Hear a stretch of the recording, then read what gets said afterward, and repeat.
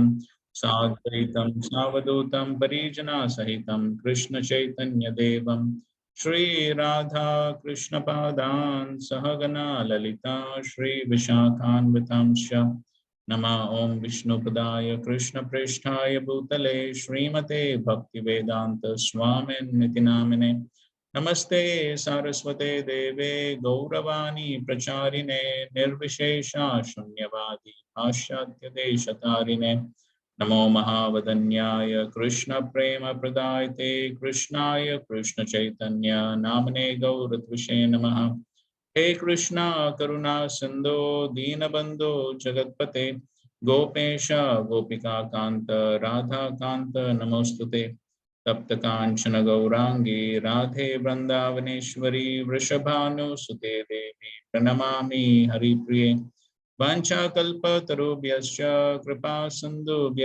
एव च पतितानां पावनेभ्यो वैष्णवेभ्यो नमो नमः जय श्री कृष्ण चैतन्य प्रभु नित्यानंद श्री अद्वैत गदाधर श्रीवासादि गौर भक्त वृंद हरे Krishna Krishna Krishna Hare Hare Hare Ram Ram Ram Hare Hare Hare Krishna.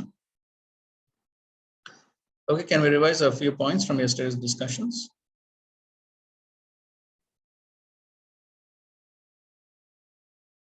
Hare Krishna. Hare Krishna. Yesterday we were discussing how the four Kumaras have appeared in front of Prithu Maharaj, and Prithu Maharaj is honoring them and respecting them and suitably serving them. And this we're discussing that how following the Vaishnava etiquette is the ornament of a Vaishnava. No? That how Prithu Maharaj is exemplifying by properly honoring the four Kumaras. Okay, fine. So anyways, before that, we had discussed the instructions of Prithu Maharaj to his citizens. So somebody can revise a few points from that. Hare Krishna. Hare Krishna. So yesterday also we were discussing that how those who practice Bhakti Yoga, so there are clear symptoms that how one is progressing. But we see in other paths like Karma, Jnana and Dhyana Yoga and all that, one may not be so confident about his progress. So we told that there are Tusti, Pusti and Chudapaya. So Tusti, it corresponds to Bhakti. Pusti, you said Pareshanu Bhava, and then Chudapaya means Virakti. He develops Virakti. That's how one can understand. Okay, good. Yes, Puji. Okay, fine. Somebody else?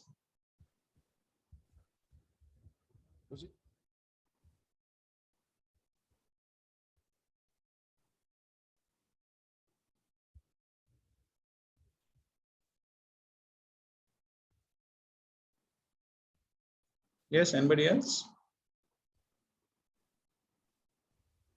Roji, this we also discussed that Prithu Maharaj is establishing to make us stable in the path of bhakti. He is telling the importance of Brahmanas and Vaishnavas. Right. So he also told that this glorification of Brahmanas and Vaishnavas is similar to what is being done by the Supreme Lord himself in the third canto, the four Kumaras. So then that protects us from offenses and that stabilizes us on the path of bhakti. Okay, fine. Thank you. Somebody else would like to add some points?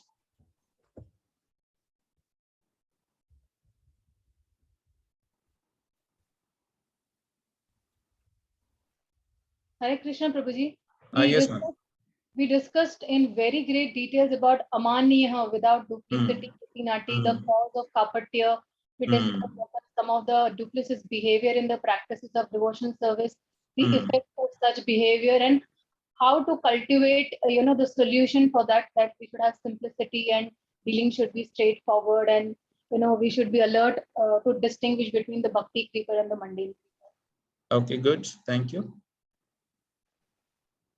Hare Krishna. Hare Krishna. Prabhuji, when Prithu Maharaj instructed his citizens, the citizens asked that they were very simple and how they could follow his instructions. So he said that you should follow them without any reservation and you should do your devotional service And the second thing is you should do according to your propensity, that is according to your varna and ashram. You should perform your duty. Okay, good. Thank you. Yes, Vrindan Priyamata. Yes, Prabhuji. Prithu Maharaj showed from his example means how to receive the saintly persons. So he has shown through his example means he washed the feet of Prithu Maharaj. So even though he was a incarnation of Lord himself, but still he was showing all these things for the general people. Okay. Okay, thank you. Yes, Vaikuntha Vilasam. Prithu Maharaj told to his citizens, actually instructed, to render devotional service with like engaging mind, words, and body, and without any reservation or mind. Okay, fine. Okay.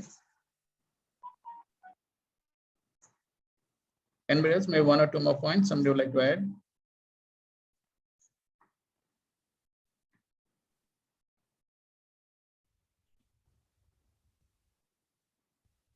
Prajit, that in the Kapate, you there in the commentary it was coming that Pratishtha is that prostitute, the dancing in the heart. And when that is there, then there is Kapatya, which is actually compared to the lover, the paramour, that way. So if there is Pratishtha, then surely there will be Kapatya also, the lover also will be there. That okay, fine. Desire for Pratishtha is there, then there will be Kapatya also. Okay, fine. Okay, thank you. So, and now we'll proceed ahead. So we saw yesterday how Prithu Maharaj received the 4 Kumaras, and then he asked them a question. What is the question which Prithu Maharaj asked?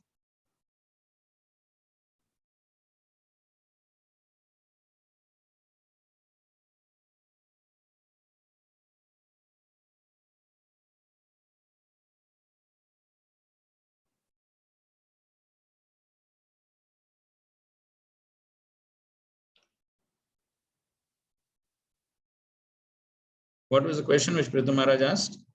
He asked that what is the hope for the attached householders, those who are stooped in sense gratification to get liberation? Okay. How they can get good fortune. Okay, fine. Okay, so we are beginning the answer to that. Om Namo Bhagavate Vasudevaya. Om Namo Bhagavate Vasudevaya. Om Namo Bhagavate Vasudevaya. Narayanam Namaskritya Naram Chaiva Narottamam Devam Saraswatam Vyasam Tato Jayam Udiraye. So we are reading from Canto 4, chapter 22, Prithu Maharaj's meeting with the 4 Kumaras, text 17. The great sage Maitreya continued, thus Sanat Kumar, the best of the celibates, after hearing the speech of Prithu Maharaj, which was meaningful, appropriate, full of precise words, and very sweet to hear, smiled with full satisfaction and began to speak as follows. Prabhupada is writing, a speech should be composed of selected words, very sweet to hear and appropriate to the situation. Such speech is called meaningful. In the 17th chapter of the Bhagavad Gita, Krishna speaks about austerity of speech. Anudvega param vakyam. No, okay, fine. Okay, so now Sanat Kumar begins to speak.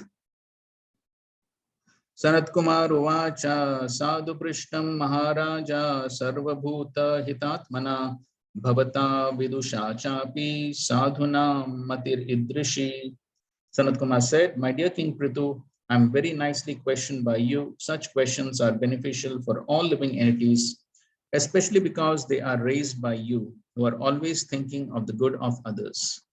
Although you know everything, you ask such questions because that is the behavior of saintly persons. Such intelligence is befitting your position. So first of all, Sanat Kumar is appreciating the question of Prithu Maharaj. As we always see, we saw how Shukdev Goswami also often appreciates the questions of Parikshit Maharaj. Sutta Goswami appreciated the questions of the sages of Naimisharanya. So we see that the speaker always appreciates the questions. Again, we see in the conversation between Narada and Brahma, Brahma also appreciates the questions of Narad Muni. So we always find this etiquette that the speaker appreciates the questions of the audience, because it gives an opportunity to discuss more Krishna Katha and delve more deeply into the subject matter. And Prabhupada writes an important point in the purport. The idea is that even if a person is very exalted and knows everything, before his superior, he should present questions. And then he's given the example of Arjuna. He questioned Arjuna as if he did not know. Similarly, Prithu Maharaj knew everything, but he presented himself before the Kumaras as if he did not know anything. The idea is that questions by exalted persons put before the Supreme Personality of Godhead or his devotees are meant for the benefit of the general people. So the proper mood of asking questions, and of course, the mood is of humility and submission. And Srila Prabhupada also speaks of how even Sri Chaitanya Mahaprabhu, before the spiritual master, he presented himself simply as a fool. And so one always presents himself as not knowing things, not knowledgeable, and a fool. And in that humble disposition, so one may not be a fool, but still one has that humble disposition. And with that humble disposition, one presents oneself. So one doesn't present oneself as if one knows everything. Because if one presents oneself as if one has that mood that I already know everything, then there is no question of learning. If one wants to learn, then one has to be in that mood that I don't know. Then one can learn. Same mood we see in the case of Rupa Goswami, Sanatana Goswami, and all these exalted personalities. And of course, the best example we see in the case of Chaitanya Mahaprabhu himself. He was asking questions to Ramananda Rai. Is everyone able to hear clearly? Yes, in the classroom, is everyone able to hear? Yes, sir. Okay, fine. Okay, so that's the proper mood of inquiry, and then one can get the best answers. Text 19. Sangama kalu sadhunam ubhayesham cha sammataha yat sambhashana samprashna sarvesham vitanotisham. When there is a congregation of devotees, their discussions, questions, and answers become conclusive to both the speaker and the audience. Thus, such a meeting is beneficial for everyone's real happiness. So here, Srila Prabhupada is writing, hearing discussions among the devotees is the only means to receive the powerful message of the Supreme Personality of Godhead. So here he's speaking of how there must be the Sangama of Sadhunam. So when there is Sangama of Sadhunam, then there can be something sammata, something conclusive that comes out of the discussion. And so therefore, Srila Prabhupada is explaining that how before the Bhagavad Gita, before he went to the West, Bhagavad Gita definitely was there, but nobody became a devotee because the Bhagavad Gita was not given by a devotee. There was no discussion amongst devotees. But then he said, but now since the Bhagavad Gita as it is has been presented and there's discussion amongst devotees, then there are so many devotees that have become inspired. So another important point, Ubhayesham for both. So Sanat Kumar is saying that this questions and answers are not only beneficial for you, but even for us. So both the parties get the benefit, Ubhayesham, both. And also, Srila Prabhupada gives another meaning for the word Ubhayesham. In the last paragraph of his purport, can be described in ways. Generally, there are two classes of men, the materialist and the transcendentalist. By hearing discussions between devotees, both the materialist and the transcendentalist are benefit. The materialist is benefit by association with devotees because his life then becomes regulated so that his chance of becoming a devotee or making the present life successful for understanding the real position of the living entity is increased.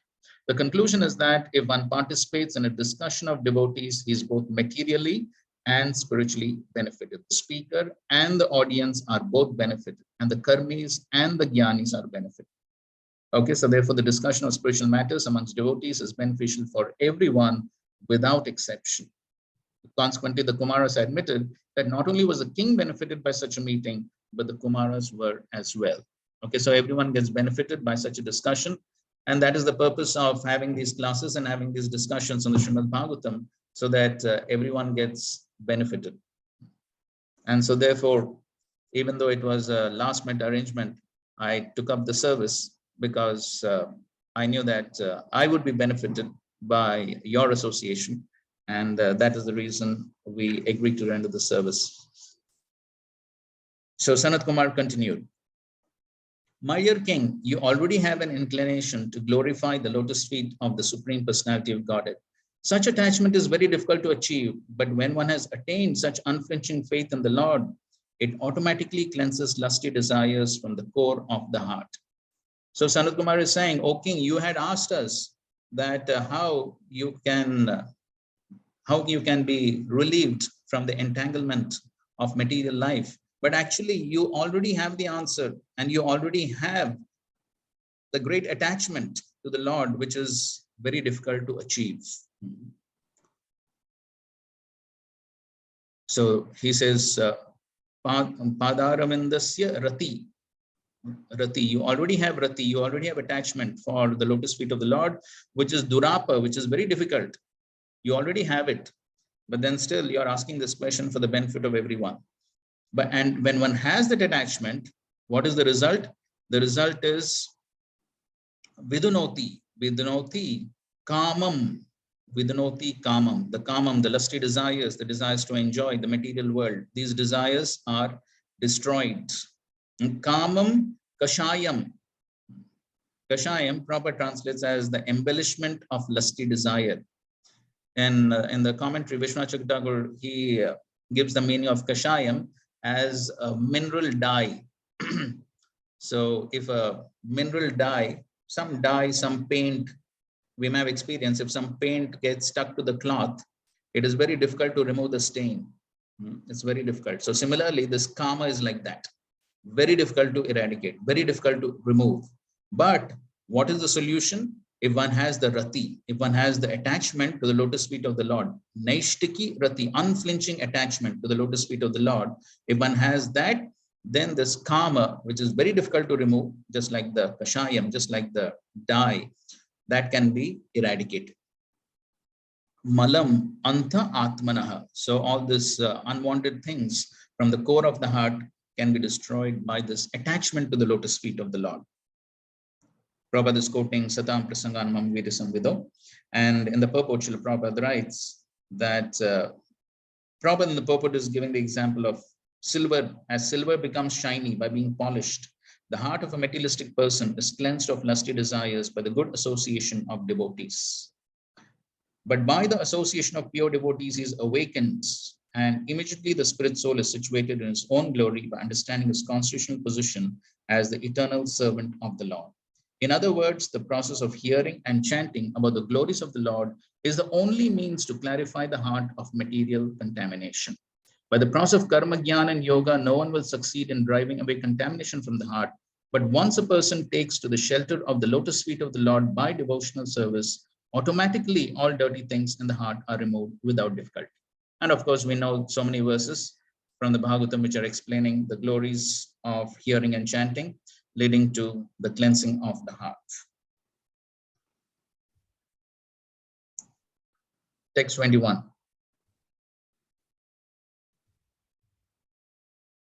Shastresh iyan eva sunishchito nrinam kshemasya sadhryak vimrisheshu hetu asanga atma vyatirikta atmani dhrida ratir brahmani nirgune chaya.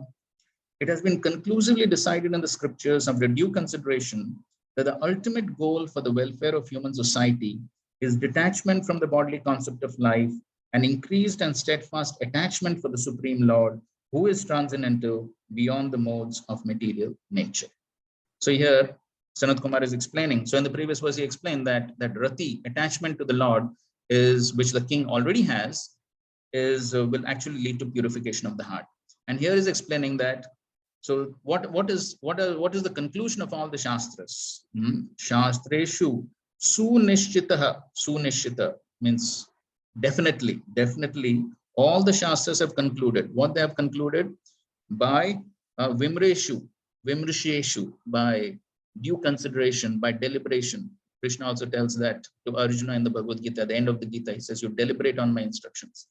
So by full consideration, deliberation, the conclusion of all the scriptures is that for Kshemaya, for the ultimate welfare of all living beings, two things are required. What are the two things? One thing is asanga, that is detachment. Detachment for what? Atma Vyatirikte. Atma Vyatirikte, other than the Atma. What is other than the Atma? The bodily concept of life. So detachment from the bodily concept of life.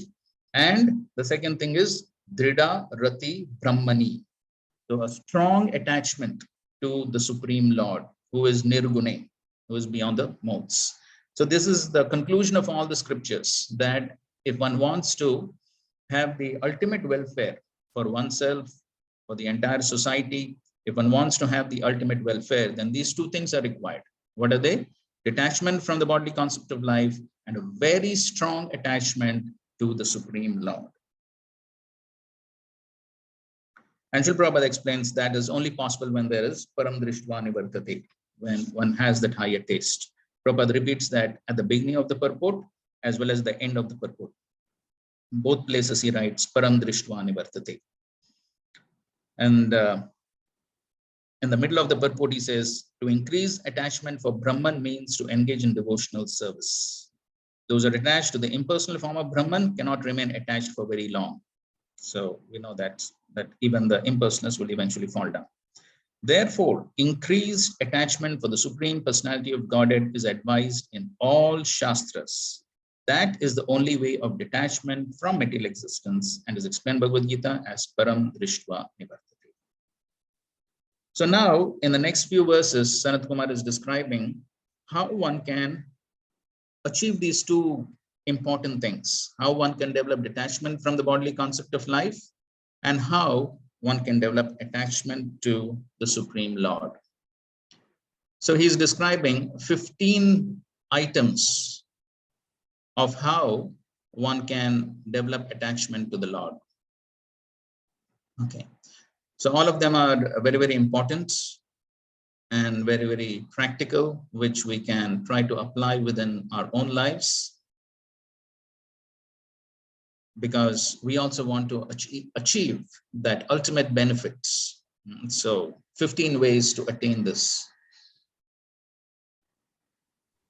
And of course, he says the best of all is constantly discussing Krishna Kada. That comes later. Now, now what we are reading are some very, very important verses, which we would like to discuss. 22. Sa shraddhaya bhagavadharmacharya jigyasayadmika yoga nishtaya yogeshwaropasanaya cha nityam punya shrava kathaya punyaya cha. Attachment for the Supreme can be increased by practicing devotional service, inquiring about the Supreme Personality of Godhead, applying Bhakti Yoga in life, worshipping the Yogeshwara, the Supreme Personality of Godhead, and by hearing and chanting about the glories of the Supreme Personality of Godhead. These actions are pious in themselves. So here, the first item he's speaking about, or the first way to increase that attachment, the first thing he says is Shraddhaya. So there must be that faith and conviction. So we all know the definition of faith. Shraddha, as given in the Chaitanya Charitamrita, Shraddha Shabda Vishwasa Kohe, Sudhrida Nishay, Krishna Bhakti Koile Sarva Karma Krita Hoy. So one has that firm conviction that simply by performance of Krishna Bhakti, everything will be achieved. Nothing else needs to be done. There's no need of any karma, jnana, yoga, or any other process. No other contamination in the practice of devotional service. So as per the definition of pure devotional service given by Rupa Goswami, so one has to have faith that that's all what is required, nothing else is required. Then the next is Bhagavad Dharma Charyaya. that is by discussions on devotional service, or as Prabhupada translates it as inquiring about the Supreme Personality of Godhead. So inquiring or discussion. So when there's inquiry, then there'll be discussion. So by discussion about devotional service, about the Supreme Lord. So these discussions are something which are very, very important for our developing attachment to the Lord. So just like materialistic people, they are also discussing so many things. Whatever field one wants to progress in, that about that field they discuss. So Srila Prabhupada is explaining in the Nectar of Instruction how I think so this comes in the purport to Dadati Pratigrenati, that how even the materialistic people, they form their associations. There's medical association, engineers association. So every field we find they form association. For what? And we see that they form association and then they regularly discuss, they regularly hold seminars. So many of you have worked in companies and all that, or are working in companies. So I'm sure all of you know that, that regularly there are training programs and discussions. So the people are updated about the latest technologies and things. So even in materialistic life, so such discussions constantly take place. So similarly, in spiritual life also, on the spiritual path, so if one wants to advance, then such type of discussions on spiritual subject matters are very important. It is described how even the 6 Goswamis would regularly come together in the courtyard of Radha Damodar temple to discuss on Krishna Katha. So even though they were Paramhamsa Mahabhagavats, but still they would regularly come to discuss. Then what to speak of us? So it's not that we can sit in our individual bhajan kutirs and not have any discussion on spiritual subject matters. So our acharyas are showing by their own example. And so, yes, that Bhagavad Dharma Charyaya. And then Adhyatmika Yoga Nishtaya. So that is conviction in spiritual understanding. So when there is conviction, then one will be able to apply. So therefore, Prabhupada is translating that as applying Bhakti Yoga in life. So when one has a firm conviction, faith, then one can apply. Otherwise, if one does not have a firm conviction, then one will think, why should I apply? Maybe it will work, it won't work. So to the degree one has faith and conviction, to that degree, one will be convinced, one will be determined to apply, because one knows that the process is perfect. And then Yogeshwara Upasanaya. Yogeshwara Upasanaya. That is worshipping the Supreme Lord. Worshipping the Supreme Lord, worshipping Yogeshwar. And then finally he says, Nityam Punya Shrava Kataya. So regularly hearing and chanting. Nityam. So always word Nityam. Nityam Bhagavata Sevaya. So the Shastras are always recommending Nityam, every day, as Prabhupada so often emphasized, every day. Then only medicine needs to be taken every day, or diet, or whatever we eat every day to nourish ourselves. So similarly, to nourish our souls, we also require this eating, this food, that is the discussion about Krishna Katha. And as Krishna has also spoken in the 10th chapter of the Gita, 9th verse, in the Chatushloki Gita, Machitta Madgata Prana Bodhayanta Parasparam Katayantaschamam Nityam Tushyanti Cha Ramanti Cha. There also, Nityam.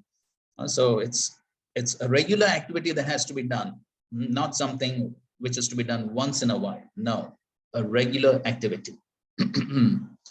Okay, so these are pious actions, punyaya, all these are pious actions. And so therefore, by performing these, one will advance on the spiritual path. Now, very interestingly, in the purport, Srila Prabhupada speaking about Yogeshwara Upasana. So Prabhupada writes, in this verse, Yogeshwara Upasana means to render service to a pure devotee. Very interesting. So even though in the word-to-word, Prabhupada puts it as worshipping the Supreme Lord, both in the word-to-word and the translation. But in the purport, Prabhupada is explaining that as service to a pure devotee. And then almost the rest of the purport, Prabhupada is explaining that one point about service to the pure devotee. And then he's quoting Narottam Das Thakur, which he quoted very often, Charya Vaishnav Seva Nistarpai Chikeba. Without serving a pure devotee, one cannot advance in spiritual life. And then he's quoting Prahlad Maharaj, Mahesham Padarajo Vishekam. One should take shelter of a pure devotee who has nothing to do with this material world, but is simply engaged in devotional service. By serving him only, one can transcend the qualitative material condition. In this verse, it is recommended Yogeshwara Upasanaya, that one serve the lotus feet of the topmost yogi or the devotee. To serve the topmost devotee means, please note this very important point. So how can we serve? To serve the topmost devotee means to hear from him about the glories of the Supreme Personality of Godhead. That is one of the best ways we can serve. So of course we have both the Vani and the Vapu Seva, but this is one of the best ways we can serve. To hear the glories of the Supreme Personality of Godhead from the mouth of a pure devotee is to acquire a pious life. And then again, he's saying, to become fixed in devotional service, one has to become completely cleansed from the contamination of the material modes of nature. For work in devotional service, the first item is Adav Guru Ashrayam. And then there is Sadharma Pricha, Sadhu Marga Anugamanam. These are the instructions given in Bhakti Rasamrit Sindhu by Rupa Goswami. The conclusion is that to increase attachment for the Supreme Personality of Godhead, one has to accept a bona fide spiritual master and learn from him the methods of devotional service and hear from him about the transcendental message and glorification of the Supreme Personality of Godhead. In this way, one has to increase his conviction about devotional service. Then it will be very easy to increase attachment for the Supreme Personality of Godhead. Okay, we'll read one more verse and then we'll have a short discussion. Artendriya Rama Sagoshta Trishnaya Tat Sammadanam Aparigrahena Cha Vivikta Ruchya Paritosha Atmani Vina Harer Guna Piyusha Panad. One has to make progress in spiritual life by not associating with persons who are simply interested in sense gratification and making money. Not only such persons, but one who associates with such persons should be avoided. One should mold his life in such a way that he cannot live in peace without drinking the nectar of the glorification of the Supreme Personality of Godhead Hari. One can be thus elevated by being disgusted with the taste for sense enjoyment. So here he is making these 2 points basically here. One point is about association. So one should give up the association of those who are Indriya Arama, those who are gratifying their senses, those who find great pleasure in sense gratification. So with such people, one should be aparigrahena. So one should not accept that association. And one should think that there is no happiness without Vina Harer Guna Piyusha Panat. So without this nectar, which is Piyusha. So nectar is liquid, it's always to be drunk. So just like in the many places, this word comes that one drinks the nectar. So, but of course, this is drunk through the years. So he's saying, and that's Prabhupada's specific translation. One should mold his life in such a way. This whole sentence, of course, Prabhupada is sort of coining it. It is not exactly there in the verse, but as Prabhupada very often does it. So in the translation itself, Prabhupada is sort of giving a very vital instruction.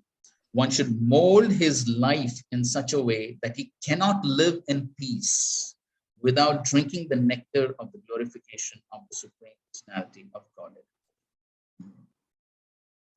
So of course, sometimes we feel that, oh, this nectar is becoming too much. Leave me in peace.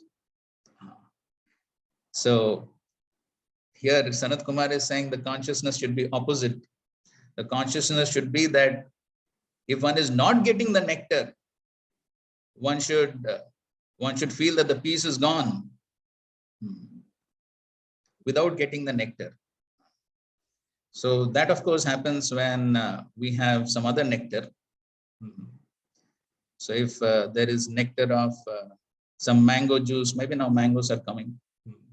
So if there is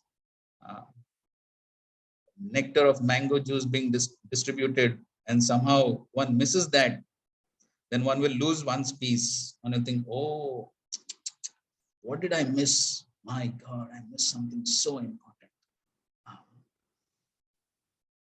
So one usually feels like that. But here Sanat Kumar is saying that if one misses Krishna Katha, one should feel like that.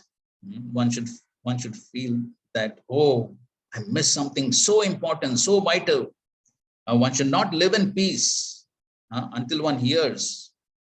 So that should be the consciousness. That needs to be the eagerness, laulyam, greed. That needs to be there. So Srila Prabhupada explains in many lectures, devotional service is not cheap. If one wants to make progress, if one wants, as is being explained here, if one wants to develop that strong attachment, rati, to the lotus feet of the Lord and develop a disgust for material enjoyment, then one has to pay the price. And the price is one has to have that greed. One has to have that laulyam to achieve the lotus feet by following the various principles that the acharyas are telling us over here.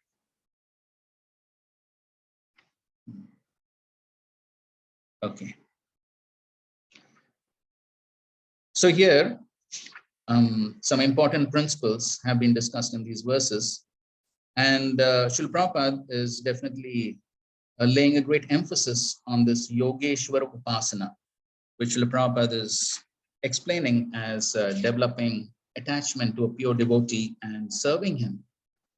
And so therefore, on that principle, Prabhupada is quoting from the Bhakti Rasamrita Sindhu, these first angas of bhakti among the 64 angas of bhakti, Adho Guru Padashram, Sadharma Pricha, Sadhu Marganugamanam. So these are all principles from the Bhakti Rasamrita Sindhu.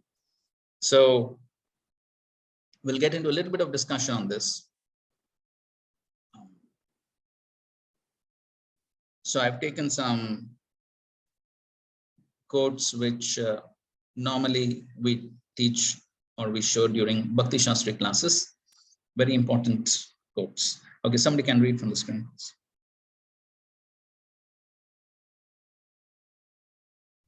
Serving spiritual master with faith, confidence. The criterion is that a devotee must know what Krishna wants him to do. This understanding can be achieved through the medium of a spiritual master who is a bona fide representative of Krishna. Srila Rupa Goswami advises, Adav Gurav Ashrayam. One who is serious in wanting to render pure devotional service to the Lord must take shelter of a spiritual master who comes in the disciplic succession from Krishna. Evam parampara praptam imam rajarshayo viduhu. Without accepting a bona fide spiritual master coming in the disciplic succession, one cannot find out the real purpose of devotional service. Therefore, one has to accept the shelter of a bona fide spiritual master and agree to be directed by him. The first business of a pure devotee is to satisfy his spiritual master, whose only business is to spread Krishna consciousness. And if one can satisfy the spiritual master, Krishna is automatically satisfied. Yasya prasadat bhagat prasadaha. Okay, an important point here Prabhupada is writing is the first, therefore one has to accept the shelter of a bona fide spiritual master and agree to be directed by him. So it is not just accepting a spiritual master and then not taking seriously the instructions. So that is what Srila Prabhupada will very often say. Don't accept a spiritual master simply for fashion, like one keeps a dog. So it's not simply a fashion. So everyone is very eager to get initiated. We have seen that in the recent past.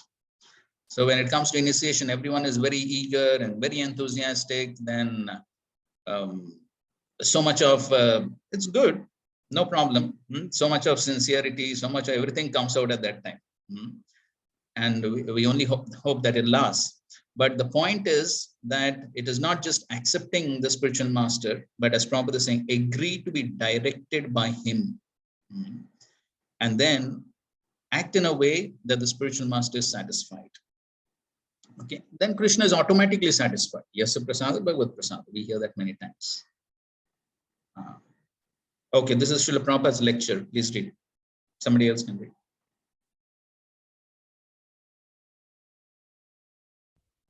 One becomes disciple of a spiritual master, then he whimsically disagrees. So why, if you disagree, why should you accept somebody as spiritual master? That is not very good. That is the way of not being successful. We are chanting every day that Yasya Prasadat Bhagavad Prasada. By satisfying the spiritual master, one can satisfy the Supreme Personality Godhead. Yasya Prasadat. By the satisfaction of the spiritual master.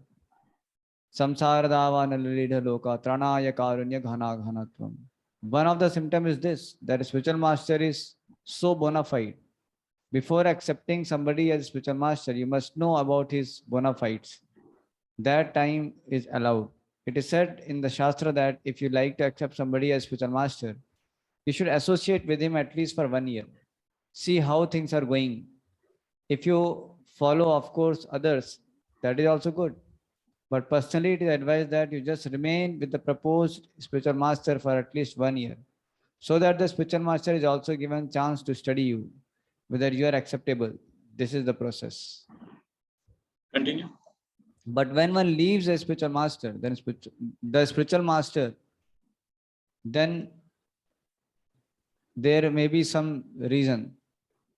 That reason is also given in the Shastra. Gurur api avaliptasya karya karyam agyanataha. Karya akarya. If the spiritual master does not know what is actually to be done, what is actually not to be done, and he acts against the rules and regulations of the Shastra, then such a spiritual master may be given up. But so long you do not find the spiritual master is doing against the principles of Shastra or Guru, then if you give up the company of a spiritual master, that is not good for you. That is your downfall. First of all, you must take sufficient time to study the movements of a spiritual master.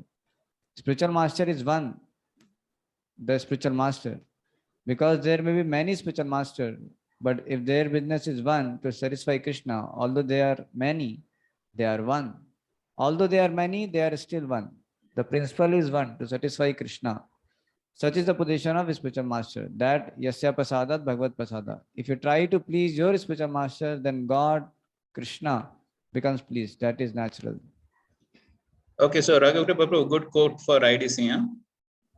Yes, you can note it down. We'll put it in the IDC.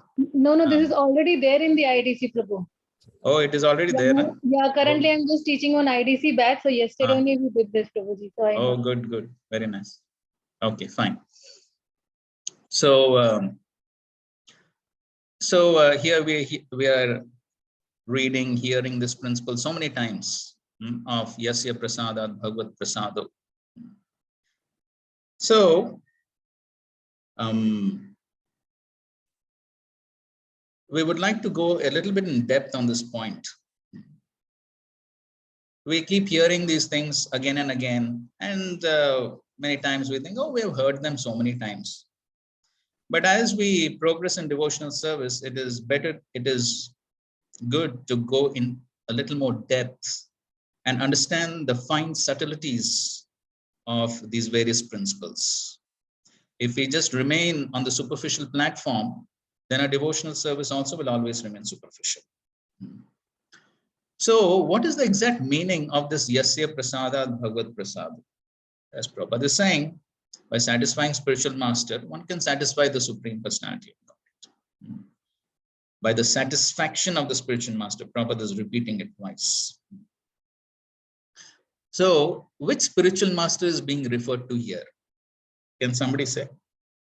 Who is the spiritual master that is being referred to here?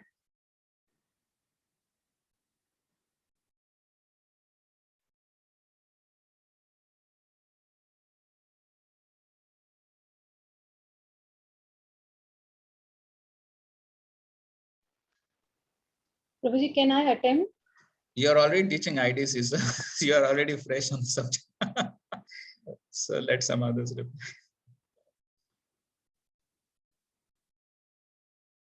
Yes. Prabhuji, all the means great souls, Vande Gurun, when we say, because here Prabhupada is saying they're all one. And of course, Srila Prabhupada is the preeminent Shiksha Guru. So Srila Prabhupada's teachings and then following his footsteps, all the Vaishnavas and the GBC and the Vaishnavas we are staying with, all of them. So we are supposed to satisfy everyone. Yeah, in line with Prabhupada only. Means. Okay, in line with Prabhupada. Okay, in line with Prabhupada, there are so many Vaishnavas. So is it feasible for us to satisfy all the Vaishnavas? No, a direct line of managerial line of authority and spiritual line of authority. Okay. Can you elaborate a little more on that?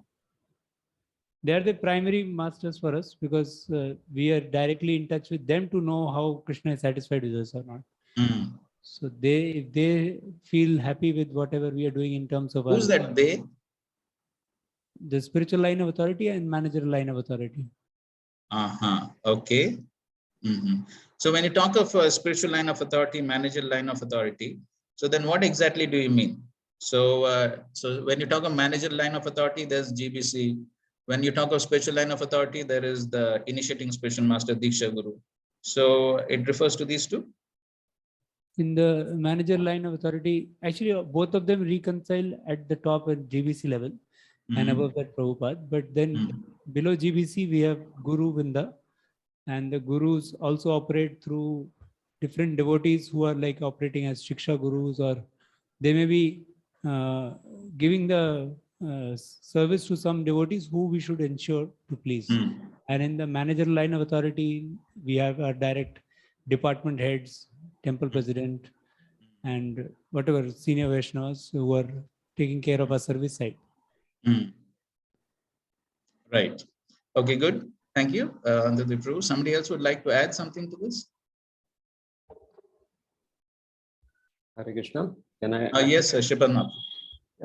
I just want to reconfirm that your question is which spiritual master Srila Prabhupada is referring in this particular quote?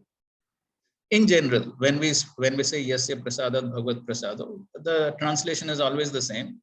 By satisfying spiritual master, one satisfies the Supreme Personality. So when we talk of satisfying spiritual master, so which spiritual master are we talking about? So Andhadhi Pro, of course, perfectly answered the question, but I'm just looking for if somebody wants to add some other points to that. Because as far as this particular quote which you have showed, it appears more of initiating spiritual master. And obviously, certainly we cannot disregard Shiksha Gurus. That also involves satisfying them. But as far as this particular quote, it seems to be referring to initiating spiritual master. Okay. So if you consider, so okay, that is your take on that. Of course, the word that Prabhupada is also using only spiritual master. He's using the word only spiritual master. He's not using the word Diksha Guru there. He's just using the word spiritual master. Okay, even if you consider it to be the Diksha Guru, even if you consider that, then so how will we satisfy the Diksha Guru? By following his instructions. Okay, very nice. So by following his instructions. So then somebody may say, okay, for most cases in ISKCON scenario, the initiating spiritual masters are traveling, very busy. They don't give any personal instructions. So somebody will say, okay, Diksha Guru never gives any personal instructions. So that means I have no instructions. Okay, so then what is required? Okay, simply chant 16 rounds, follow 4 regulative principles, do some service. So a spiritual master is not giving any instructions, correct? So then he's not giving any instructions. Then how do we satisfy him? As far as we have read many places, Prabhupada himself also has said that the first instruction of spiritual master that one has to follow is to chant 16 rounds attentively. Correct. And follow the regulative principle, which is the vow the disciple Correct. Takes at the time of initiation. Correct. So certainly by following that, one pleases the spiritual master. And at the same time, another thing which is also informed or instructed to the disciple at the time of initiation is to avoid the 10 offenses. Correct. And in the 10 offenses, the first itself is, sadhu ninda should be avoided. Correct. And that again means that one deals with the Vaishnavas whom he is staying with in a congenial way and in the mode of a servant. Right. So that way also it pleases the initiating spiritual master. Good, good. Yes, very good points. Yes, very good points. Very nice. Somebody else would like to add something? Okay, Vrindan Priya Mataji. Prabhuji, as it is mentioned over here, like accepting a spiritual master, but whether you are acceptable or not as a disciple. So, the qualities of disciples. So first of all, we have to contemplate on ourselves and try to establish those qualities to please spiritual master. Okay. And then means we cannot judge anyone, but we have to contemplate on ourselves first. Okay. That we are acceptable or not, like that. Okay. Okay, fine. So as far as I remember, I think so during our initiation, and I think so it happens during all initiations, we say that I also vow to serve in the mission in the mood of humble servant of servant. We add something like that during the initiation vows. I don't remember so well, so my memory is very weak. Somebody would like to confirm? Is it correct? Yeah. Yes, Prabhuji. So what is the exact statement that you say? Serving the mission of Srila Prabhupada in the mood of being the servant of the servant. Yes. So that is also part of the initiation vow, correct? To serve in the mode of servant of the servant. So what is this? We hear this also many times. To serve in the mode of servant of the servant. So what does this mean? And as far as His Holiness Radhanath Maharaj is concerned, practically in every lecture he talks about the servant of the servant. And of course, Srila Prabhupada has also spoken in quite a few lectures. When Prabhupada speaks about this point of servant, Prabhupada says 100 times servant, 100 times servant. The more one is servant of servant, the more spiritual progress he has made. So what is the meaning of this? So it is something very serious, isn't it? This is also part of the initiation vow, correct? That we'll serve in the mode of servant of the servant. So what does this mean?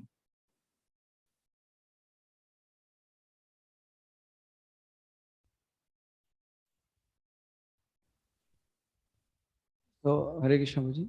Yes. So, Prabhuji, in 7th canto also, that purport from Prabhupada gives the purport now there that what is the Vaikuntha consciousness? He talks about that how a devotee sees Krishna and everyone, I mean, all the divinities also, in the their masters that way. So everyone actually feels himself to be a servant. So practically, it comes with the consciousness that in every interaction with any jiva, we have a role of being a servant, and how that role is, how we have to do that spiritual master may give us training. He will give the training. We have to learn how we can actually honor and respect and serve any living entity we come across. Okay, fine. Okay, good points. And somebody else would. Especially in the Vaishnavas community, we have to learn all the more. Right. Yes, somebody else would like to elaborate a little more on this concept of servant of the servant. Yes, Krishna Rup Mataji. As per my understanding, servant of the servant means you are the last servant of all the living entities that are there, even those who are even animals and those who are even not devotees also. So you, even in the spiritual world also, you are the last servant. Means after you there is no servant, you are the last servant. Okay. Theoretically that is fine, but then how do you practically apply it, at least within the society of devotees? Forget about animals and all that. So within the society of devotees, actually, I try to always, follow the instructions of my immediate authorities and try to be humble and have faith in their words. If they've given me some, responsibility, then I should, do that particular task with great faith, because that is the order of my spiritual master, and by that my spiritual master will be pleased by doing that particular. Right. Good point. Satisfying the immediate authority. That is a good point. Srila Prabhupada gives a very simple example. Srila Prabhupada says that just like even in a big company, there may be the manager or CEO or someone. But then if there is a clerk working in that company, if he wants to know how the clerk is functioning, he will ask the supervisor of that clerk. So the managing director may not know everyone, but if he wants to know the functioning of a particular person, he will ask the immediate authority of that person to know how that person is functioning. And you'll find in so many letters of Srila Prabhupada also says that you must follow the temple president, the immediate authorities, the many letters where Prabhupada speaks on this point. And so therefore, that is actually a part of our initiation vow, which we take and which we hear.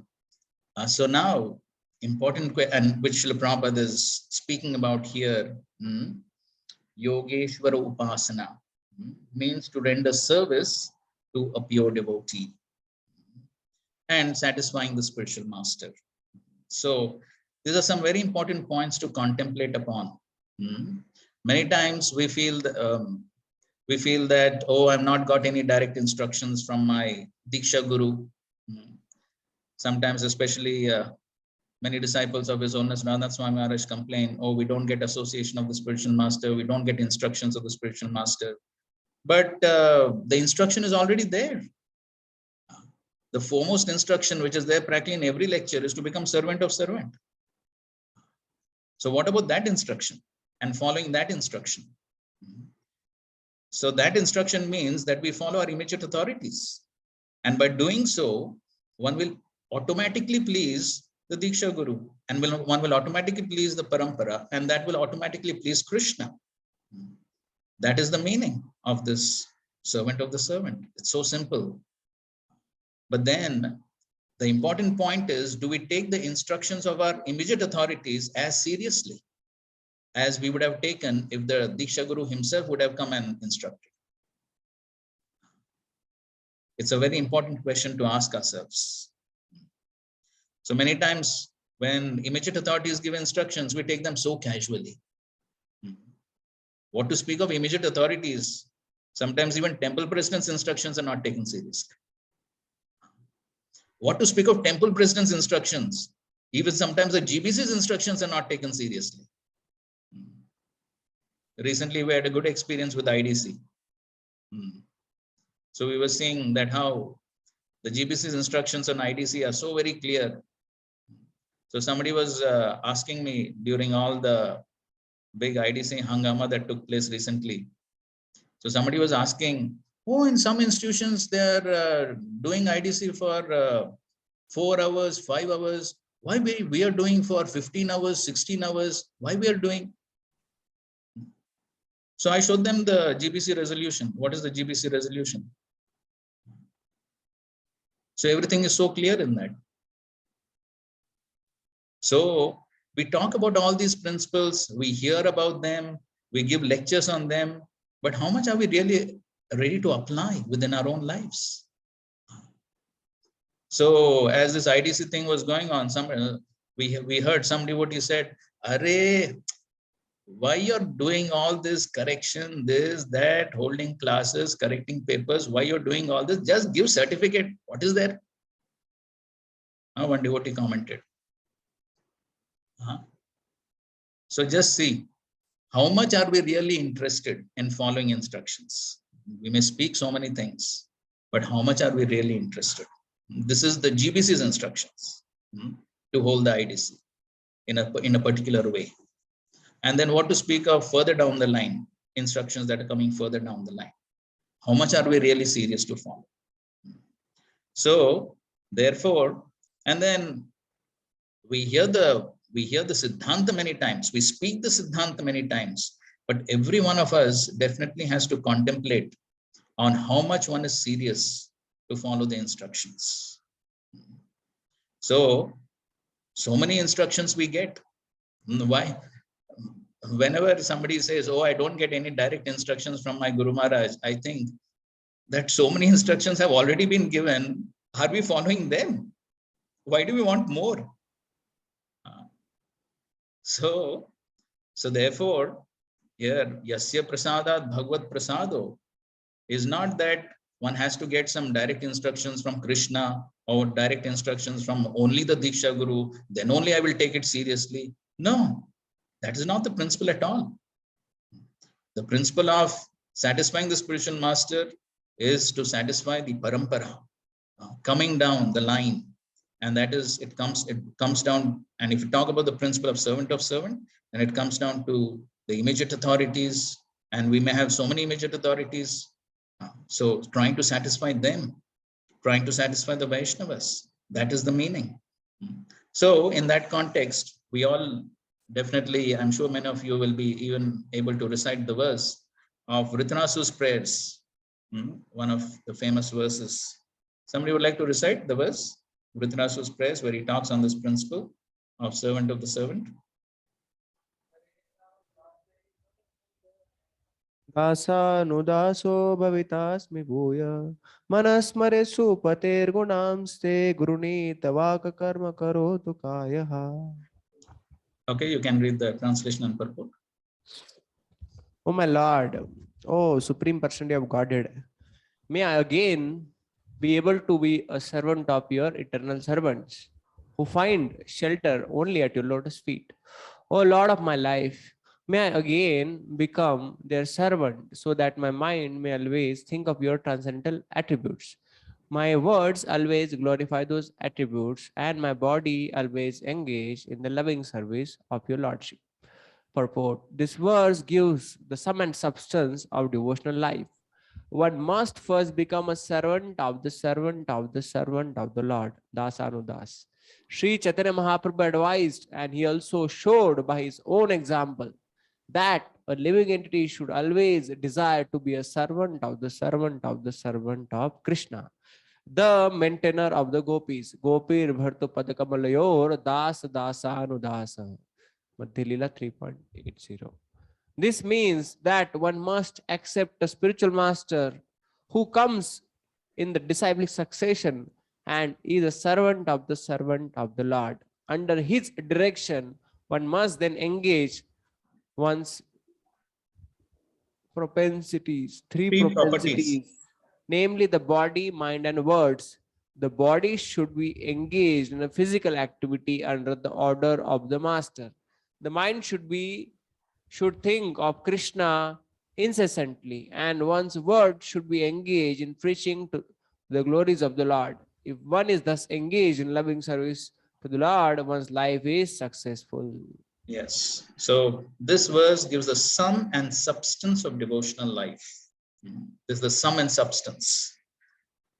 And both Srila Prabhupada and the current spiritual masters have sufficiently emphasized on this point. And of course, we know again that other famous pastime when Maharaj Prataprudra was asked by Sri Chaitanya Mahaprabhu, who are you? Then again, that famous verse we know. I'm the servant of the servant, and my only desire is to remain the servant of the servant. Vrityera Vritya. So now, coming to, yes, another important purport in connection to Bharat Maharaj, and why Bharat Maharaj, even though he was on that high platform of Bhava, he fell down from that position. So please read this purport from the 5th canto, 12th chapter, verse number 4.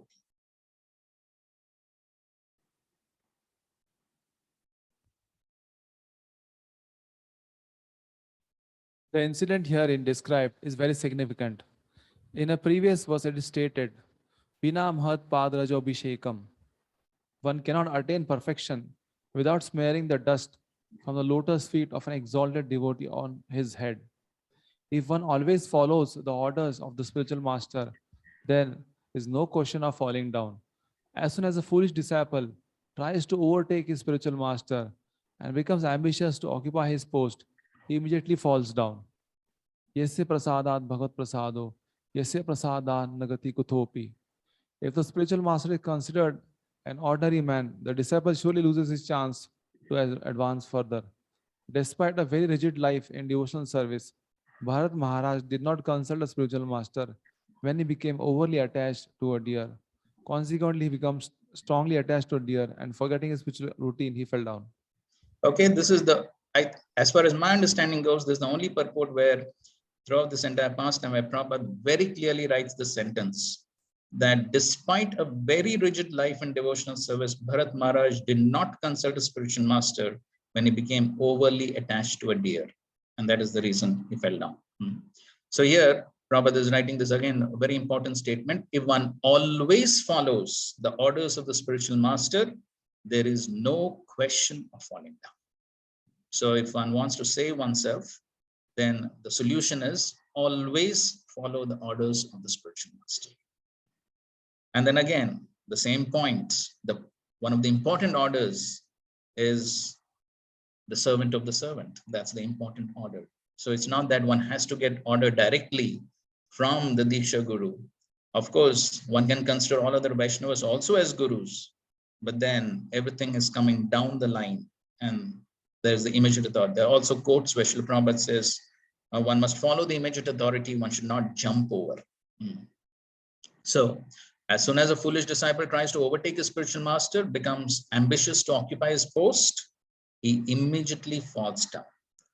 Ambitious to occupy the post of the spiritual master basically means that disobeying him, right? Disobeying him, not following the instructions, acting whimsically. That means one is trying to become spiritual master himself. Just like in this lecture of Srila Prabhupada, Prabhupada is talking about what to speak of not following instructions. Here is speaking about not giving up the spiritual master. But so long you do not find the spiritual master is doing against the principles of Shastra or Guru, then if you give up the company of spiritual master, that is not good for you. That is your downfall.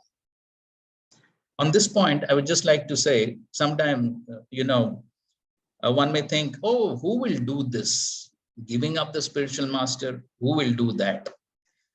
That is something only a crazy person will do, something like that. But unfortunately, it is a fact that within our society, there are quite a few instances of this. And unfortunately, this doesn't happen to new devotees. This happens to senior devotees. After spending a few years in the movement, when one especially gets success, when one gets a lot of followers, one gets reputation, fame, then one thinks, yes, I can occupy the position of the spiritual master, and then one gives up. Recently, I was in a place, I'm not taking any names, I was in a place, and so the devotees there told me the history of that place. So 10 years back, the preaching began in that place. And so there was one congregation devotee who was coming there to preach, and he did wonderful preaching. Few hundred devotees became serious. 30 to 40 of them got initiated. So very successful preacher.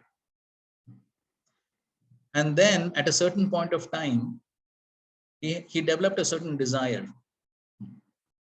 to do something for the moment. For the moment, he had a desire to do something for the moment. So then he consulted his Diksha Guru to get permission to do that. And the Diksha Guru said that, no, currently that is not an immediate concern, or that need not be done immediately. You wait for some time. Later on, you can do it. This person, he could not accept it. That how the spiritual master is not allowing him to do what he wants to do. So he slowly started distancing himself from that project. At a certain point of time, he asked the devotees, because he only brought all of them. So he asked the devotees, they told me, these devotees who were his immediate associates, they told me, they said, he asked them, if I leave ISKCON, will you come with me? That was the question he asked them. Fortunately, nobody actually went. But this preacher devotee, very soon, he got in touch with some Barsana Babaji, and then he left. He left. And that whole project was in crumbles. The whole preaching was devastated. Such a wonderful growing project, entirely devastated. And now they're struggling to bring it back to shape. So one is even ready to give up the spiritual master if one's desires are not fulfilled. And of course, there have been enough cases like that within the movement. And of course, right during Prabhupada's time also it happened. That is the potency of the false ego.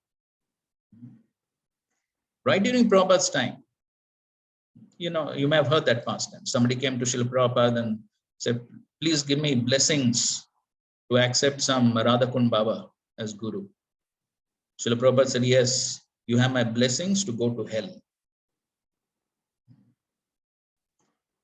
And there are so many other cases like that in recent times. So therefore, what Prabhupada is writing here is not something very unusual.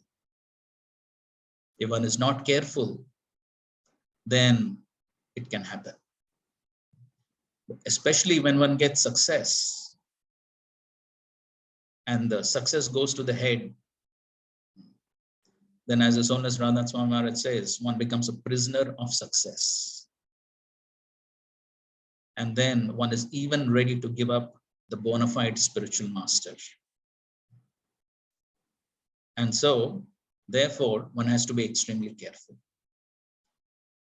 So if one takes that humble position and one is always in the mood of following instructions, whosoever it may be, not that some only the Diksha Guru will give instructions, then I will take seriously. No, if one doesn't get into the habit of following instructions, then initially one disobeys small instructions, later on one will disobey big instructions. It just becomes a habit. In that connection, Prabhupada told the story of how there was a boy who in the school, he would steal some pen, pencil, and bring home. He was not living with his parents, he was living with his aunt. And so the aunt was thinking, it's all right, it's good. Anyways, he's bringing some things home. Fine, it's fine. But then the habit just kept building up. And then later on, he became a big gunda, dacoit, and then he looted some bank, murdered someone, and then he was going to be hanged. When he was going to be hanged, so they asked him, what is your last wish? So he said, I want to speak to my aunt. So they called the aunt, and then he told the aunt, I want to speak something in your ear. So the aunt came close, and when the aunt came close, the boy bit the ear of the aunt. So she screamed and said, why are you doing this? The boy said, when in school, I was stealing those pens and pencils. You did not say anything. Now you see the condition. Now, why are you crying that I'm going to be hanged? Why you didn't do anything that time? So Prabhupada tells the story to make this point, that one always has to be careful. Not that initially, okay, I disobey small instructions. It just becomes a habit. Initially, one disobeys small instructions, like coming for morning program, attending Bhagavatam class. One small instruction one disobeys. And then later on, it will be big instructions which one disobeys. And then one does some big blunder, and then that's the end of the story. So these things, history repeats itself. These things have been happening again and again within our movement. And so therefore, when we speak about satisfying the spiritual master, it is not that the Diksha Guru has to come and give some big instruction and only that we will follow. And the small instructions we don't have to follow. That is a big misunderstanding. And so therefore, one has to be, and so right during Prabhupada's time, so many letters Prabhupada was writing to his disciples. You follow the immediate authorities, you follow the temple president, you follow the local sannyas. So many letters you will find. And so therefore, to the degree one takes every instruction seriously, then one is always safe, as Prabhupada is writing in this quote. If one always follows the instructions of the spiritual master, there is no question of falling. So to the degree one is careful in following the small instructions, then big instructions one will automatically follow. Then one will never even think of disobeying spiritual master to such an extent that one actually gives up the spiritual master.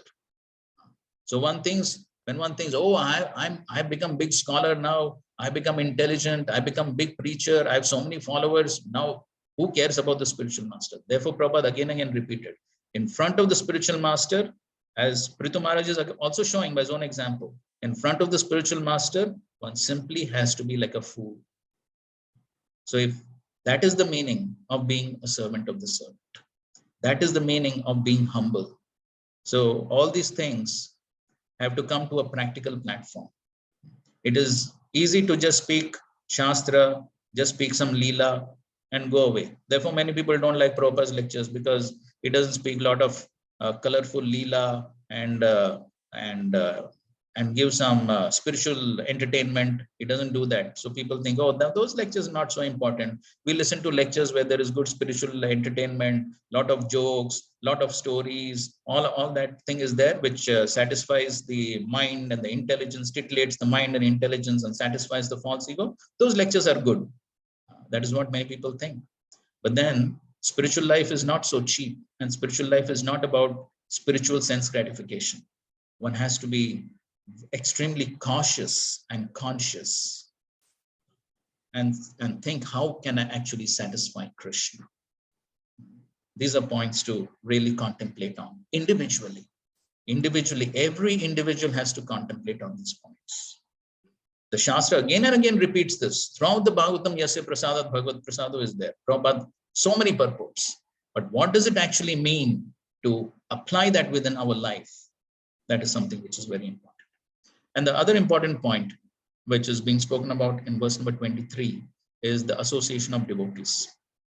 So we are combining this, the association of devotees serving the spiritual master, and reading a few more quotes. Okay, please read this one.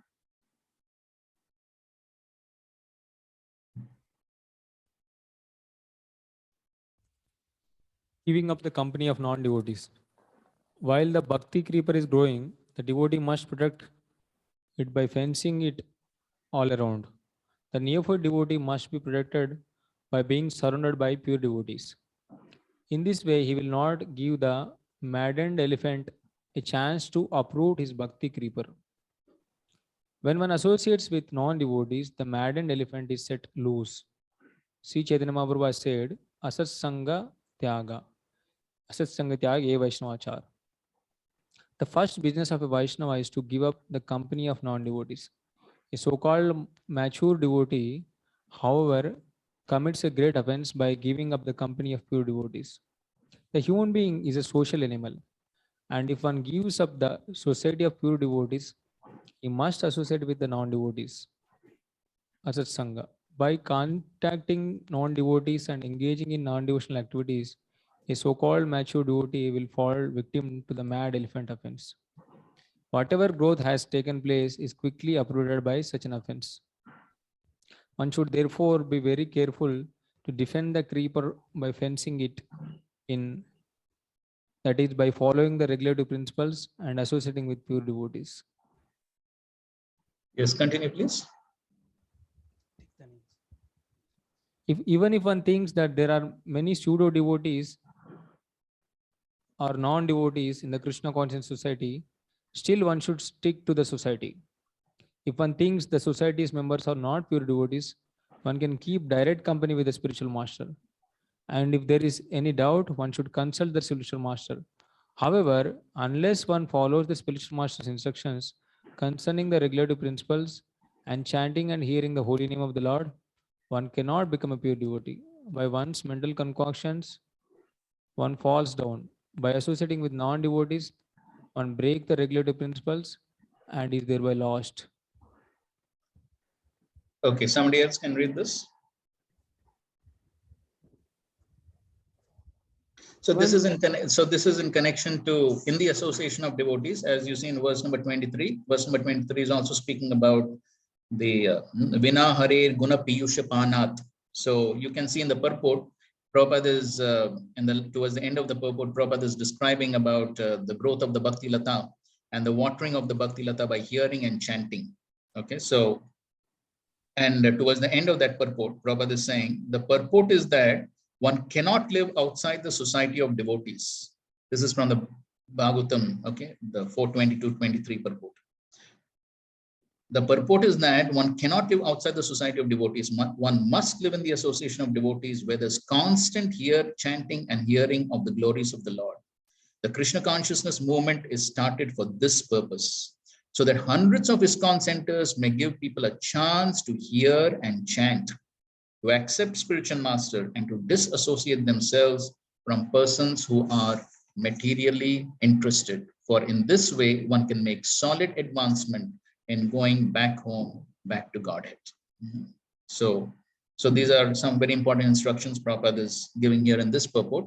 And this is the CC purport, which is talking about similar points. Please read. One who is actually serious about advancing in devotional service should desire only to satisfy the previous acharyas. Eichai Gosai Jar Mui Taradas. One should always think of oneself as the servant of the acharyas, and think this. And thinking this, one should live in the society of Vaishnavas. CC Madhya 13.80. However, if one thinks that he has become very mature and can live separate from the association of Vaishnavas and thus gives up the regulative principles due to offending a Vaishnava, one's position becomes very dangerous. Offenses against the holy name are explained in Adi Lila chapter 8 verse 24. Giving up the regulative principles and living according to one's whims is compared to a mad elephant, which by force uproots the Bhakti Lata and breaks it into pieces. In this way, the Bhakti Lata shrivels up. Such an offense is especially created when one disobeys the instructions of the spiritual master. This is called Guru Avagya. The devotee must therefore be very careful not to commit offenses against the spiritual master by disobeying his instructions. As soon as one is deviated from the instructions of the spiritual master, the uprooting of the Bhakti Lata begins, and gradually all the leaves dry up. Continue, please. By the grace of the spiritual master and Krishna, one nourishes the Bhakti Lata by regularly sprinkling it with the water of Sravana Kirtana, hearing and chanting. In this way, the seed of Bhakti Lata sprouts and grows up and through the whole universe until it penetrates the covering of the material universe and reaches the spiritual world.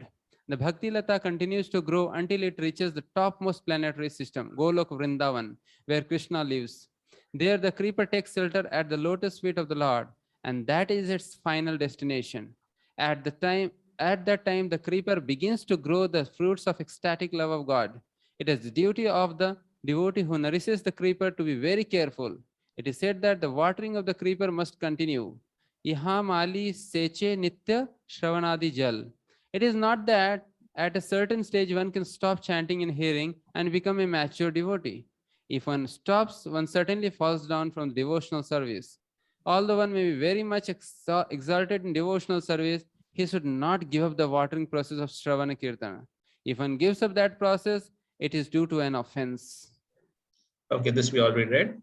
Okay, fine. So we will take a break at this point for 15 minutes, and then we'll take some questions on this discussion and continue. Thank you very much. Hare Krishna. Srila Prabhupada. Any questions?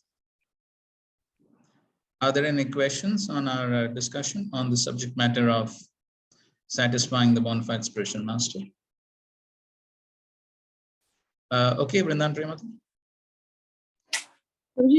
As we have seen that if directly means direct instructions from spiritual master is not possible, one has to follow the immediate authority. But if there is a contradiction between the instructions of spiritual master and the immediate authority, then how to balance in such a situation? Okay, of course, this is a topic which we cover in IDC, and how to deal with such a situation when the Diksha Guru has one instruction and the managerial authorities have another instruction. So the simple thing is we have to either we try to satisfy them both by appropriate adjustments and consultation, or we tell both the authorities to discuss amongst themselves and give us a common instruction. So that's what needs to be. All right. Okay, thank you. Any other questions?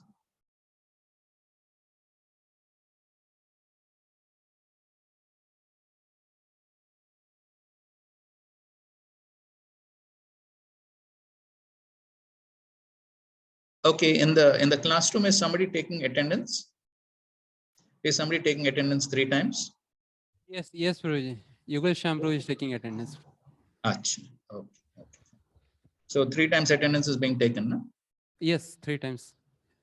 No, you give the mic to Yugal Shambhu. Let him answer.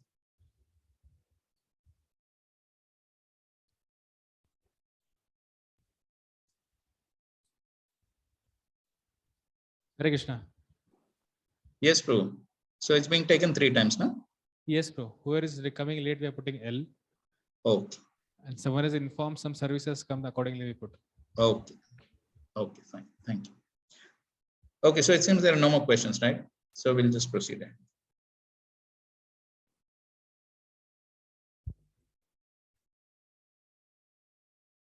Okay, so we're going to text 24. Ahimsaya Ahimsaya Paramahamsya Charyaya Smritya Mukunda Charita Krisidhuna Yamera Pakamer Niyameshapyanindaya Nirihaya Dvanvatitikshaya Cha. A candidate for spiritual advancement must be non-violent, must follow in the footsteps of great acharyas, must always remember the nectar of the pastimes of the Supreme Personality of Godhead, must follow the regulative principles without material desire, and while following the regulative principles should not blaspheme others. A devotee should lead a very simple life and not be disturbed by the duality of opposing elements. He should learn to tolerate them. Okay. So here are some more ways and some more items of developing that rati towards the Supreme Lord and developing a detachment for material sense gratification are being described. So here, ahimsaya, non-violence. So I'm sure most of us are familiar with the definition of ahimsa. The one is, of course, the bodily or physical violence. But then Srila Prabhupada in his Bhagavad Gita purports also speaks about not preaching and giving this message so as to, the transcendental message so as to elevate one spiritually is also considered as violence. So ahimsaya, then paramahamsya charyaya, following in the footsteps of great acharyas. So we have seen many quotes and we had enough discussion on this point. Srila Prabhupada in the purport is speaking about, yes, Acharyavan Purusho Vedo. One who follows the disciplic succession of Acharyas knows things as they are. Okay, then next is Smritya Mukunda Charitagriya. So remember the nectar of the pastimes of the Supreme Personality of God. You'll find that this is one item which is being spoken about almost continuously. You'll see it right from verse 22, 23, 24, and even 25. All these verses have this common point about hearing and chanting the glories of the Lord, because that is something which is very important. And yes, Smritya. Prabhupada is elaborating on that. So one of the important goals of the practice of sadhana bhakti is smartavya satatam Vishnu vismartavya najatu chit sarve vidhi nishedasyor etayor eva kinkaraha. So Prabhupada is quoting that. Smritya means remembering Krishna always. Life should be molded in such a way that one cannot remain alone without thinking of Krishna. We should live in Krishna so that while eating, sleeping, walking, and working, we remain only in Krishna. Our Krishna Consciousness Society recommends that we arrange our living so that we can remember Krishna. And further down he says, the remembrance of the Lord can be continued if we hear about him constantly. And Sidhu means nectar. To hear about Krishna from Srimad Bhagavatam or Bhagavad Gita or similar authentic literature is to live in Krishna consciousness. Such concentration on Krishna consciousness can be achieved by persons who are strictly following the rules and regulative principles. Okay, then Yamer means following the, Yamer Prabhupada translates here as controlling the senses, Yamer. then one can become a Swami or a Goswami. And then a very interesting understanding Srila Prabhupada is giving about anindaya, without blaspheming. Here he's speaking about not blaspheming the other methods of religion, which may be based on Rajagun and Tamagun. So he's saying that because those people are at that level, so they're practicing those various systems of religion. A devotee, instead of criticizing such systems, will encourage the followers to stick to their principles so that gradually they can come to the platform of religion and goodness. Simply by criticizing them, a devotee's mind will be agitated. Thus, a devotee should tolerate and learn to stop agitation. Okay, so therefore, we find Srila Prabhupada also in many of the past times conversations, we hear that Srila Prabhupada, he tells Christians, okay, if you want to be a Christian, no problem, but follow the principles of Jesus Christ. Thou shalt not kill. Prabhupada emphasized that. Or if you want to be a Muslim, no problem, but follow the principles properly. So that was the constant emphasis that Srila Prabhupada had, and he didn't unnecessarily criticize because that simply agitates the mind. Okay. And then plain living, high thinking are recommended for a devotee. And then dvandva titikshaya. Prabhupada says, as long as the body is there, it is subjected to the influence of climatic changes, disease, and natural disturbances, the threefold miseries of material existence. We cannot avoid them. Sometimes we receive letters from neophyte devotees questioning why they have fallen sick, although pursuing Krishna consciousness.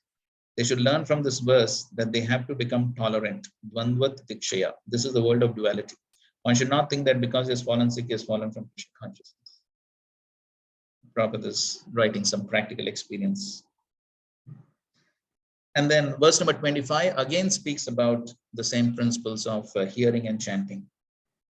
Hare muhustat parakarna pura guna vidhanena vijhanva manaya bhaktyahi asanga sadasatya anatmani syan nirgune brahmani chamcha sarati.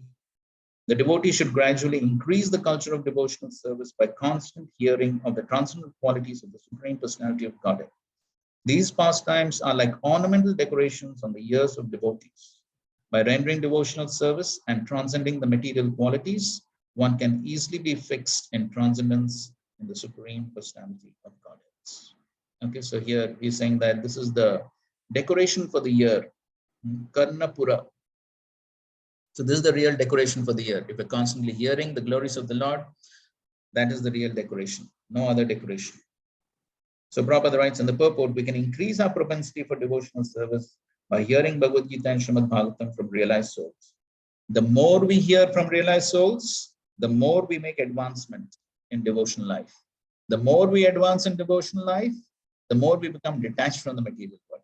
The more we become detached from the material world, as advised by Lord Chaitanya Mahaprabhu, the more we increase an attachment to this world. So Prabhupada is giving a series of events that would take place if one constantly hears Bhagavad Gita, Srimad Bhagavatam from realized souls. So this is how one increases attachment to the Lord and one becomes detached from material life by this process of hearing.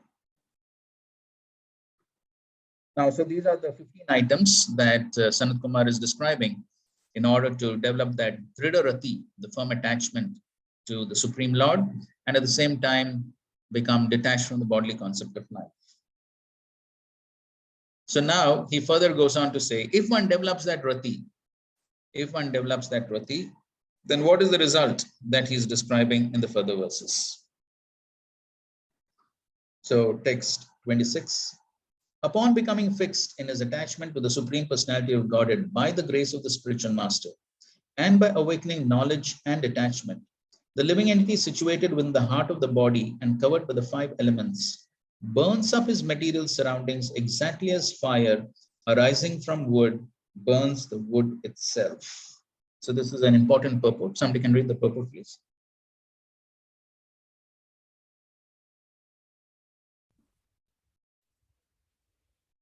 It is said that both the Jivatma, the individual soul, and the Paramatma live together within the heart. In the Vedic version, it is stated, Hridihi Ayam Atma. The soul and supersoul both live within the heart. The individual soul is liberated when it comes out of the material heart, or cleanses the heart to make it spiritualized. The example given here is very appropriate. Yonim ivottetho gri. Agni or fire comes out of wood, and by it the wood is completely destroyed.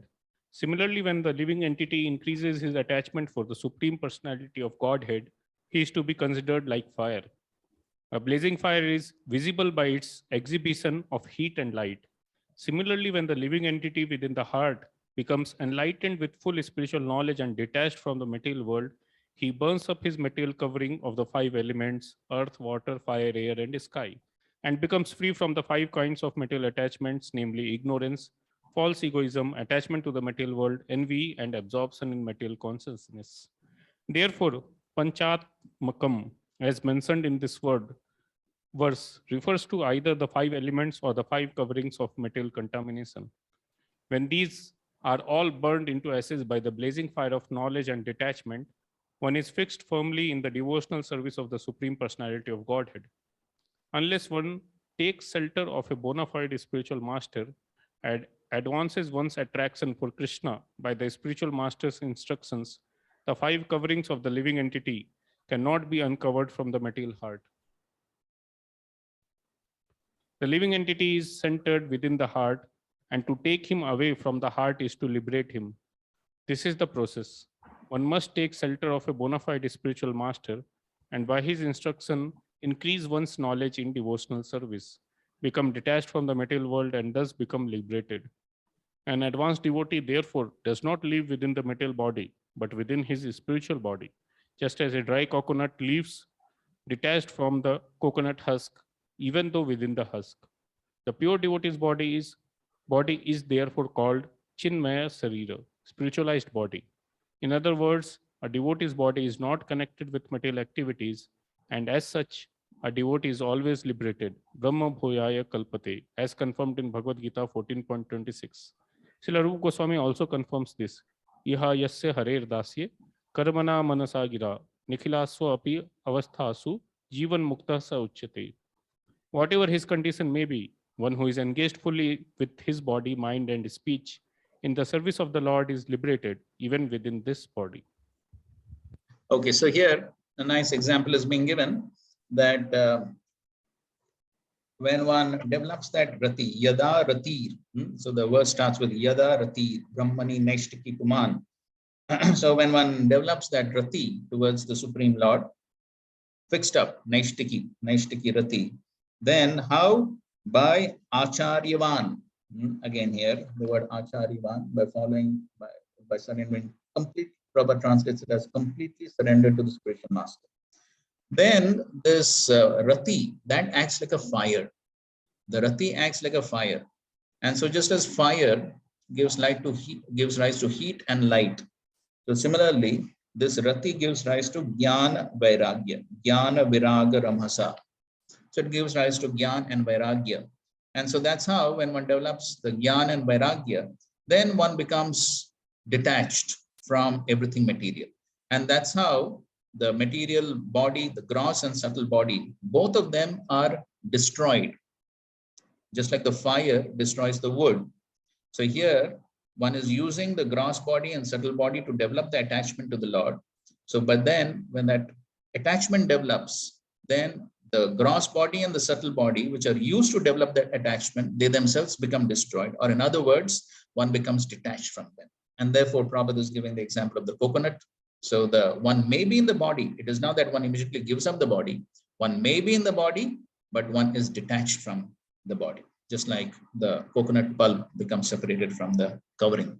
So that is how, that is the result of developing rati towards the Supreme Lord. One becomes detached from both the gross and the subtle bodies. And then what happens further on, text 27, when a person becomes devoid of all material desires and liberated from all material qualities, he transcends distinctions between actions executed externally and internally. At that time, the difference between the soul and the super soul, which was existing before self-realization, is annihilated. When a dream is over, there is no longer a distinction between the dream and the dreamer. So here, when he talks about, so when he becomes devoid of all material desires, so there is vairagya, the jnana and vairagya develops. So then the result of that is, so the verse starts with dagda shayo. So all the material desires have been burnt up. So he's on the liberated platform, Mukta Samasta Tadguna. So then what happens is that there is no difference between Bahi Atmanaha Bahi Anta, external activities and internal activities. So the external activities refer to the bodily activities, and the internal activities refer to the devotional activities. So Prabhupada is describing that further down in his purport. So when one is liberated from the material qualities, second paragraph, he does not do anything for his personal sense gratification. At that time, all activities performed by him are absolute. In the conditional state, there are two kinds of activities. One acts on behalf of the body, and at the same time, he acts to become liberated. So conditional duties, constitutional duties. So at that platform, on the liberated platform, then there are no conditional duties. So there are only constitutional duties. The devotee, when is completely free from all material desires or all material qualities, transcends the duality of action for the body and the soul. So he is Jivan Mukta, liberated even within this body. So in such a liberated condition, there is no distinction between actions for sense gratification and actions for liberation. And so then this is the state of oneness, Prabhupada says. So what does this oneness mean? This means that the individual soul, while keeping his individuality, no longer has separate interests. He is full in the service of the Lord, and he has nothing to do for his personal sense gratification. Therefore, he sees only the Supreme Personality of Godhead and not himself. His personal interest completely perishes. When a person comes out of a dream, the dream vanishes. While dreaming, a person may consider himself a king and see the royal paraphernalia, soldiers, etc. But when the dream is over, he does not see anything beyond himself. So he sees only himself. Similarly, liberated person understands that he is part and parcel of the Supreme Lord, acting in accordance with the desire of the Supreme Lord. And as such, there is no distinction between himself and the Supreme Lord, although both of them retain their individuality. So basically, as the Ishopanishad also explains, Ekatvam Anupashyata. So this does not mean the Mayavad oneness, but basically it means that one becomes one in interest with the Supreme Lord. One simply acts according to the desires of the Supreme Lord. One does not have any separate interest other than the interest or the desire of the Lord. And the same point is explained in the next verse also. When the soul exists for sense gratification, he creates different desires. And for that reason, he becomes subject to designations. But when one is in a transcendental position, he is no longer interested in anything except fulfilling the desires of the Lord.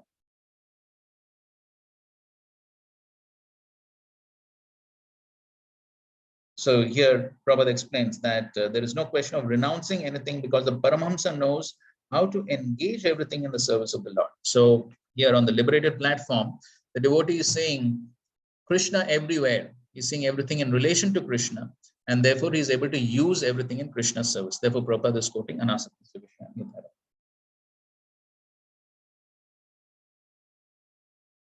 Text 29. Only because of different causes does a person see a difference between himself and others. Just as one sees the reflection of a body appearing differently manifested on water, on oil, or in a mirror. Okay, somebody can read the first paragraph of the purport.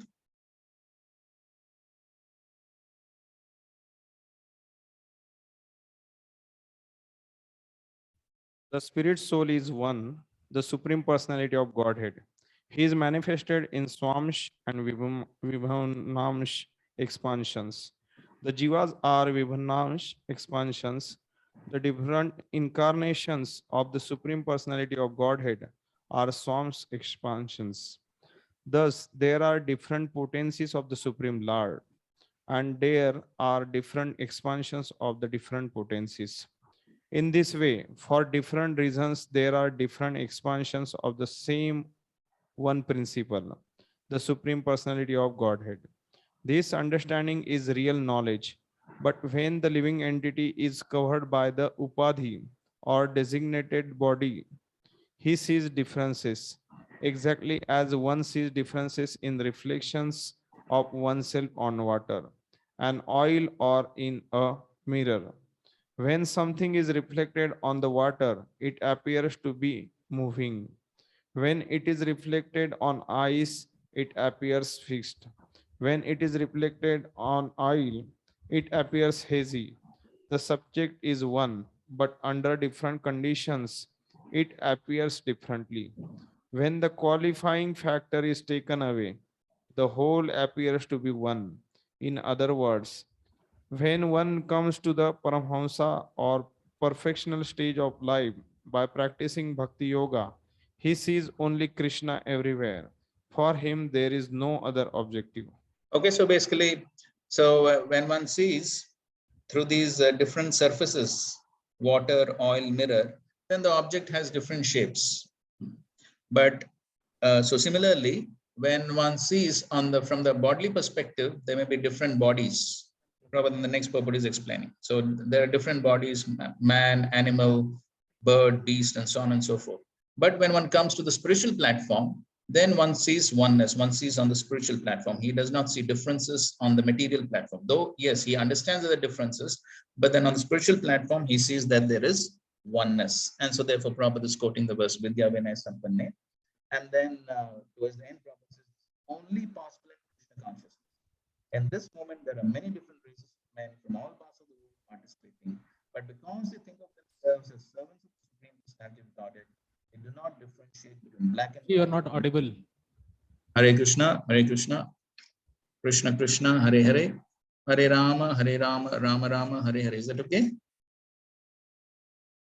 Is that okay? Yeah. When you look at side, that time it becomes difficult to hear. Ah, that is correct. Yes. So, okay, I changed my position a little bit. Okay, so yes, so therefore on the Krishna conscious movement is therefore the only means to make the living entities free of all designation. So on the spiritual platform, one does not differentiate these bodily designations. So that's what happens when when one develops attachment to the Lord, then one comes to the liberated platform, one is on the spiritual platform, then one is able to see that oneness, and then one will not see differences on the bodily platform.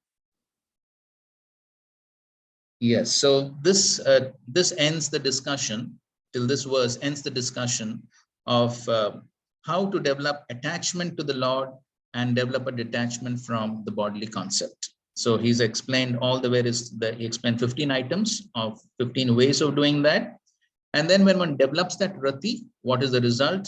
One comes to the liberated platform, one is able to see on the spiritual platform, one gives up the bodily concept. So all this is what happens when one develops that rati. Now, everything has to be seen from the positive aspect as well as the negative aspect. So just like the verse is, Smartavya Satatam Vishnu Vismartavya na Jatuchit. Always remember Krishna, never forget Krishna. So when the positive is told, the negative also has to be told. So similar to Sanat Kumar here is doing the same thing. So here, so he's explained how to develop the rati, what are the effects of developing rati. So now he's explaining if one does not develop the rati, but rather remains attached to sense gratification, then what are the results of remaining attached to sense gratification? That is what he's describing in the next few verses. I think it's about 4 or 5 verses it's describing this. Okay, text 30. Indriyer Vishayakrishteir Akshiptam Dhyayatam Manaha Chetanam Harate Buddhe Stambastoyam Ivarhadat. When one's mind and senses are attracted to sense objects for enjoyment, the mind becomes agitated. As a result of continually thinking of sense objects, one's real consciousness almost becomes lost, like the water in a lake that is gradually sucked up by the big grass straws on its bank. Okay, this is a nice purport. Somebody can read this purport. In this verse, it is very nicely explained how our original Krishna consciousness becomes polluted and we gradually become almost completely forgetful of our relationship with the Supreme Lord. In the previous verse, it is recommended that we should always keep in touch with the devotional service of the Lord so that the blazing fire of devotional service can gradually burn into ashes, material desires, and we can become liberated from the repetition of birth and death. This is also how we can indirectly keep our staunch faith in the lotus feet of the Supreme Personality of Godhead. When the mind is allowed to think of sense gratification continuously, it becomes the cause of our material bondage.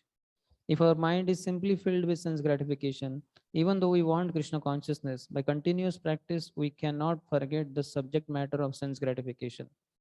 If one takes up the sannyas order of life but is not able to control the mind, he will think of objects of sense gratification, namely family, society, expensive house, etc. Even though he goes to the Himalayas or the forest, his mind will continue thinking of the objects of sense gratification. In this way, gradually one's intelligence will be affected. When intelligence is affected, one loses his original taste for Krishna consciousness. The example given here is very appropriate. If a big lake is covered all around by long kusha grass, just like columns, the waters dry up. Similarly, when the big columns of material desire increase, the clear water of consciousness is dried up. Therefore, these columns of kusha grass should be cut or thrown away from the very beginning. Sri Chaitanya Mahaprabhu has instructed that if from the very beginning we do not take care of unwanted grass in the paddy fields, the fertilizing agents or water will be used by them and the paddy plants will dry up. The material desire for sense enjoyment is the cause of our fall down in this material world, and thus we suffer the threefold miseries and continuous birth, death, old age, and disease. However, if we turn our desires toward the transcendental loving service of the Lord, our desires become purified. We cannot kill desires. We have to purify them of different designations. If we constantly think of being a member of a particular nation, society, or family and continuously think about them, we become very strongly entangled in the conditioned life of birth and death. But if our desires are applied to the service of the Lord, they become purified, and thus we become immediately freed from material contamination. Okay, so here is very nicely explaining that it is somewhat similar to Jayatu Vishan Pumsan Sangasteshu Jayate Sangat Sangyate Kama.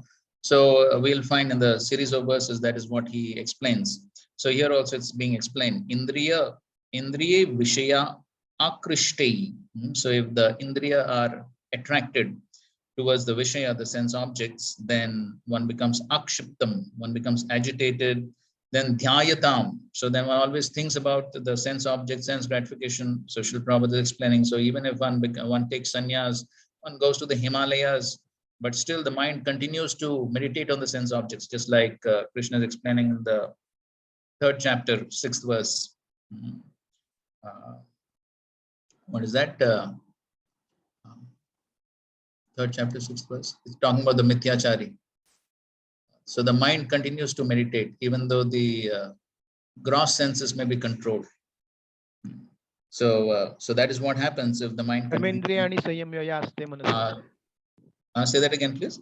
Karmendriyani sanyamya yukta asita ane. What is that? Ya asate manasa smaran indriyarthan vimudatma mithyachara. Yes. So karmendriya sanyamya. So externally, the gross senses may be controlled, but the manasa smaran, the mind is still contemplating on the sense objects. So then, chetanam harate buddhe, then the consciousness is meditating on the sense objects, then the buddhi is lost. Then the buddhi is lost. And then what is the result of that? That he explains in the next verse. So he's giving this nice example. So the material desires are compared to the long grass that may be there on the banks of the pond. Then they suck out all the water. So if one continues to maintain the material desires, gross, subtle, whatever it may be, if one continues to maintain them, then the Krishna consciousness is sucked out. Then there'll be great obstacles in the Krishna consciousness. So therefore, Prabhupada is explaining from Sri Chaitanya Mahaprabhu that right from the beginning, one must be therefore very careful not to cultivate the material desires. So we cannot kill them, but we need to purify them by engaging all the desires in Krishna's service. And then the next verse is explaining when one deviates from his original consciousness, that means the consciousness is lost, the original consciousness, the Krishna consciousness is lost, then he loses his capacity to remember his previous position or recognize his present one. When remembrance is lost, all knowledge acquired is based on a false foundation. When this occurs, learned scholars consider that the soul is lost. So basically, it is like Atmaha, killing the soul. So why? Because the remembrance is lost, one forgets that one is simply servant of Krishna. Then all the knowledge is based on a false foundation, on the bodily foundation. And that's how then one loses the basic goal of human life. As Prabhupada writes in the purport, the soul is said to be lost when there is no proper knowledge exhibited. Our original consciousness is Krishna consciousness because we're part and parcel of Krishna. When this consciousness is misguided, one is put in a material atmosphere which pollutes the original consciousness. one thinks is a product of material elements. Thus, one loses real remembrance of his position as part and parcel of the Supreme Personality of Godhead, just as a man who sleeps forgets himself. So that is, so basically one lands up into material consciousness because he forgets his true position as part and parcel of Krishna, as servant of Krishna. And then the next verse says, then what happens as a result of that? There is no stronger obstruction to one's self-interest than thinking other subject matters to be more pleasing than one's self-realization. Okay, so then that creates a great obstruction in one's real self-interest, and that is Krishna consciousness, because one thinks other subject matters to be more pleasing. Swartha vyatikramaha. So vyatikrama, other, so there's obstruction to one's swartha because of thinking of other subject matters be more important. So for human society, constantly think of how to earn money applied for sense gratification brings about the destruction of everyone's interests. When one becomes devoid of knowledge and devotional service, he enters into species of life like those of trees and stones. Avishati mukyatham, immovable life. Of course, Prabhupada does explain that some stones also have life, they're living. So previously mountains would fly. So therefore Prabhupada is including hills, mountains, trees, plants in this immobile life.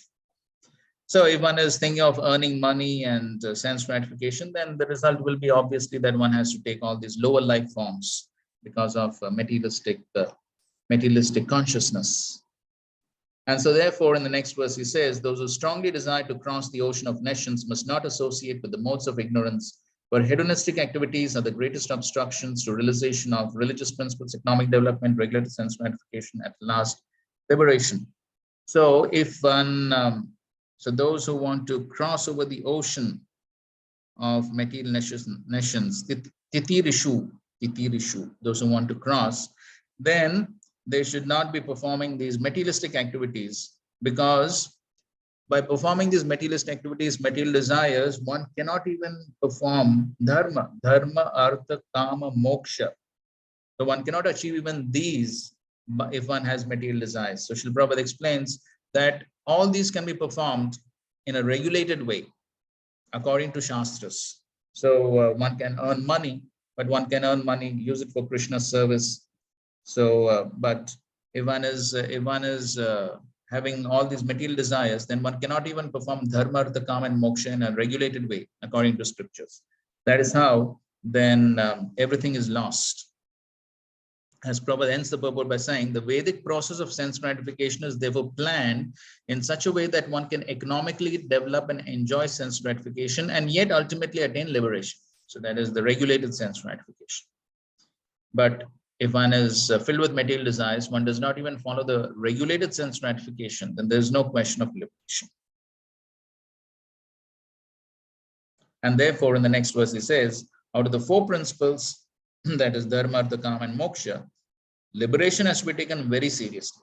The other three are subject to destruction by the stringent law of nature, death. The other things will be destroyed, but then what is important is moksha, liberation from the material concept of life. And so then in the next verse is explaining how everything else is temporary except moksha. The next verse is an interesting verse. Srila Prabhupada gives a very special commentary. Practically no other Acharya gives such a commentary on this verse. Pare vare chaye bhava guna pare vare chaye bhava guna vyatikaradanu na tesham vidyate kshemam isha vidvam sitashisham. We accept as blessings different states of higher life, distinguishing them from lower states of life. But we should know that such distinctions exist only in relation to the interchange of the modes of material nature. Actually, these states of life have no permanent existence, for all of them will be destroyed by the Supreme Controller.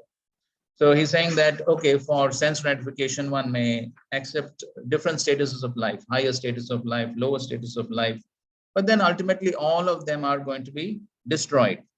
By that's one meaning of Isha Vidvam Shita Shisham. So one may get the blessings of going to higher planetary systems and all that, but that's also going to be destroyed. Therefore, Prabhupada quotes Brahma Bhuna Loka. So everything is going to be destroyed ultimately. So therefore he says, therefore we should not be satisfied simply by promotion to higher planetary systems. We should try to get out of the material cosmic manifestation, go to the spiritual world, and take shelter of the Supreme Personality of Godhead. So again, the famous verse, Banarad Muni Tasyeva Heto Prayati Tako Vida Na Labhita Yadham Pramatam Upariyadha. So then Prabhupada gives, to explain this Isha Vidvam Shita Shisham, Prabhupada gives the example of the child playing on the beach. So the parents are watching, the child is constructing buildings, palaces, so many things he's doing. But then at a certain point, the parents say, okay, now come home. Then everything is finished. The child's activities are finished. So similarly, we may be doing so many things in this material world. We may want to go to the higher planetary systems, but ultimately it's all in the material world. At a certain point of time, the Lord says, come on, finish, business finished, come back. Or next body, get out of this body. So then one has to wind up all one's activities. So that is the meaning of Isha Vidvam Sita Shisham. So one may get some blessings, some material things, but at a certain point, everything is going to be finished. So it's very important point, though we keep hearing these things, but it's very important to contemplate that, yes, ultimately, at any point of time, this body that I have is going to be finished, and all the material things, material achievements, name, fame, everything is going to be finished.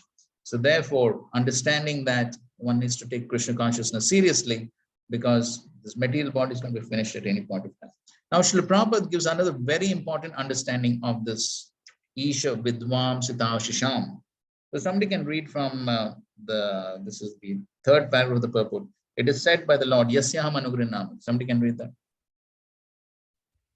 It is said by the Lord, Yasyaham Anugranami Harishe Tat Dhanam Shanai. The Lord told Yudhishthira Maharaj that his special favor is shown to his devotee when he takes away all the devotee's material opulences. Generally, therefore, it is experienced that Vaishnavas are not very opulent in the material sense. When a Vaishnava, pure devotee, tries to be materially opulent and at the same time desires to serve the Supreme Lord, his devotional service is checked. The Lord, in order to show him a special favor, destroys his so-called economic development and material opulences. Thus, the devotee, being frustrated in his repeated attempts at economic development, ultimately takes solid shelter under the lotus feet of the Lord. This kind of action may also be accepted as Isha Vidvam Sita Shisham, whereby the Lord destroys one's material opulences but enriches one in his spiritual understanding. In the course of our preaching work, we sometimes see that materialistic persons come to us and offer their obeisances to take blessings, which means they want more and more material opulences. If such material opulences are checked, such persons are no longer interested in offering obeisances to the devotees.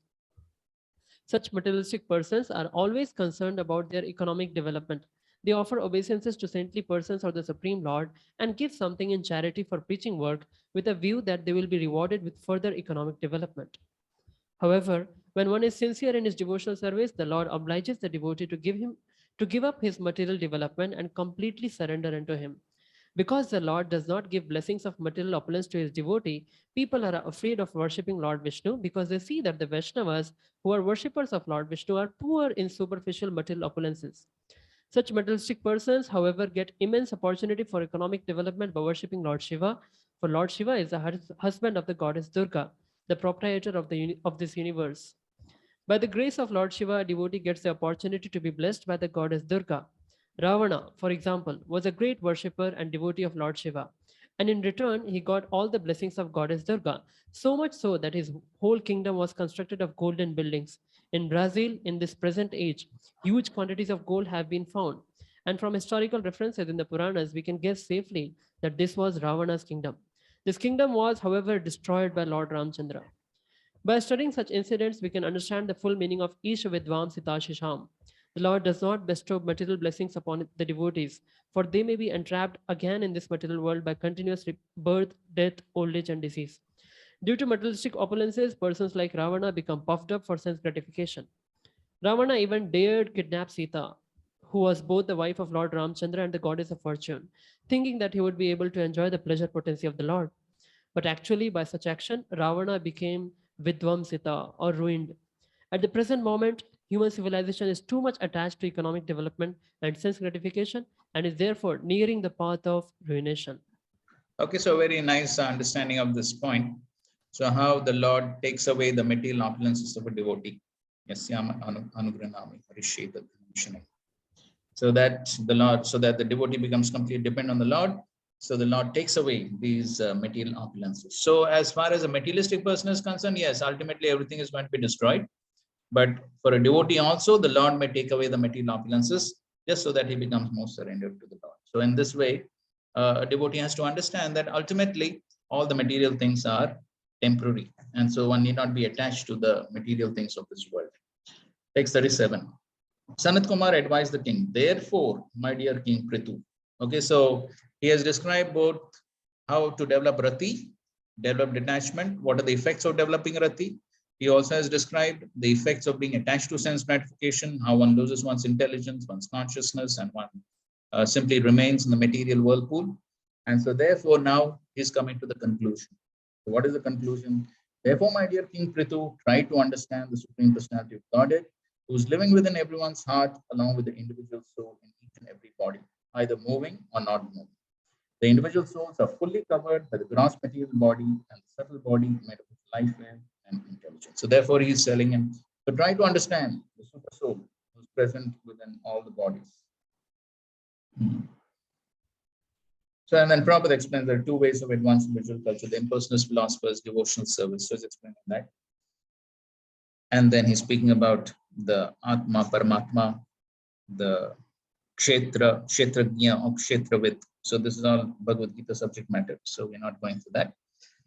And then text 38, the Supreme Personality of Godhead manifests himself as one with the cause and effect within this body, but one who has transcended the illusory energy by deliberate consideration, which clears the misconception of a snake for a rope, can understand the Paramatma is eternally transcendental to the material creation and situated in pure internal energy. Thus, the Lord is transcendental to all material contamination. Unto him only must one surrender. So here, the Lord is clearly Sanat Kumar is clearly explaining that the Paramatma is not the same as the Atma. So because in the previous verse, he said that one must realize the Paramatma.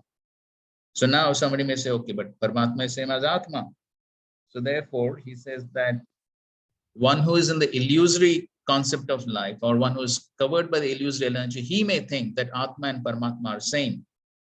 But one who has risen above this illusory energy, one who is Tam Nitya Mukta Parishuddha Vishuddhatvam.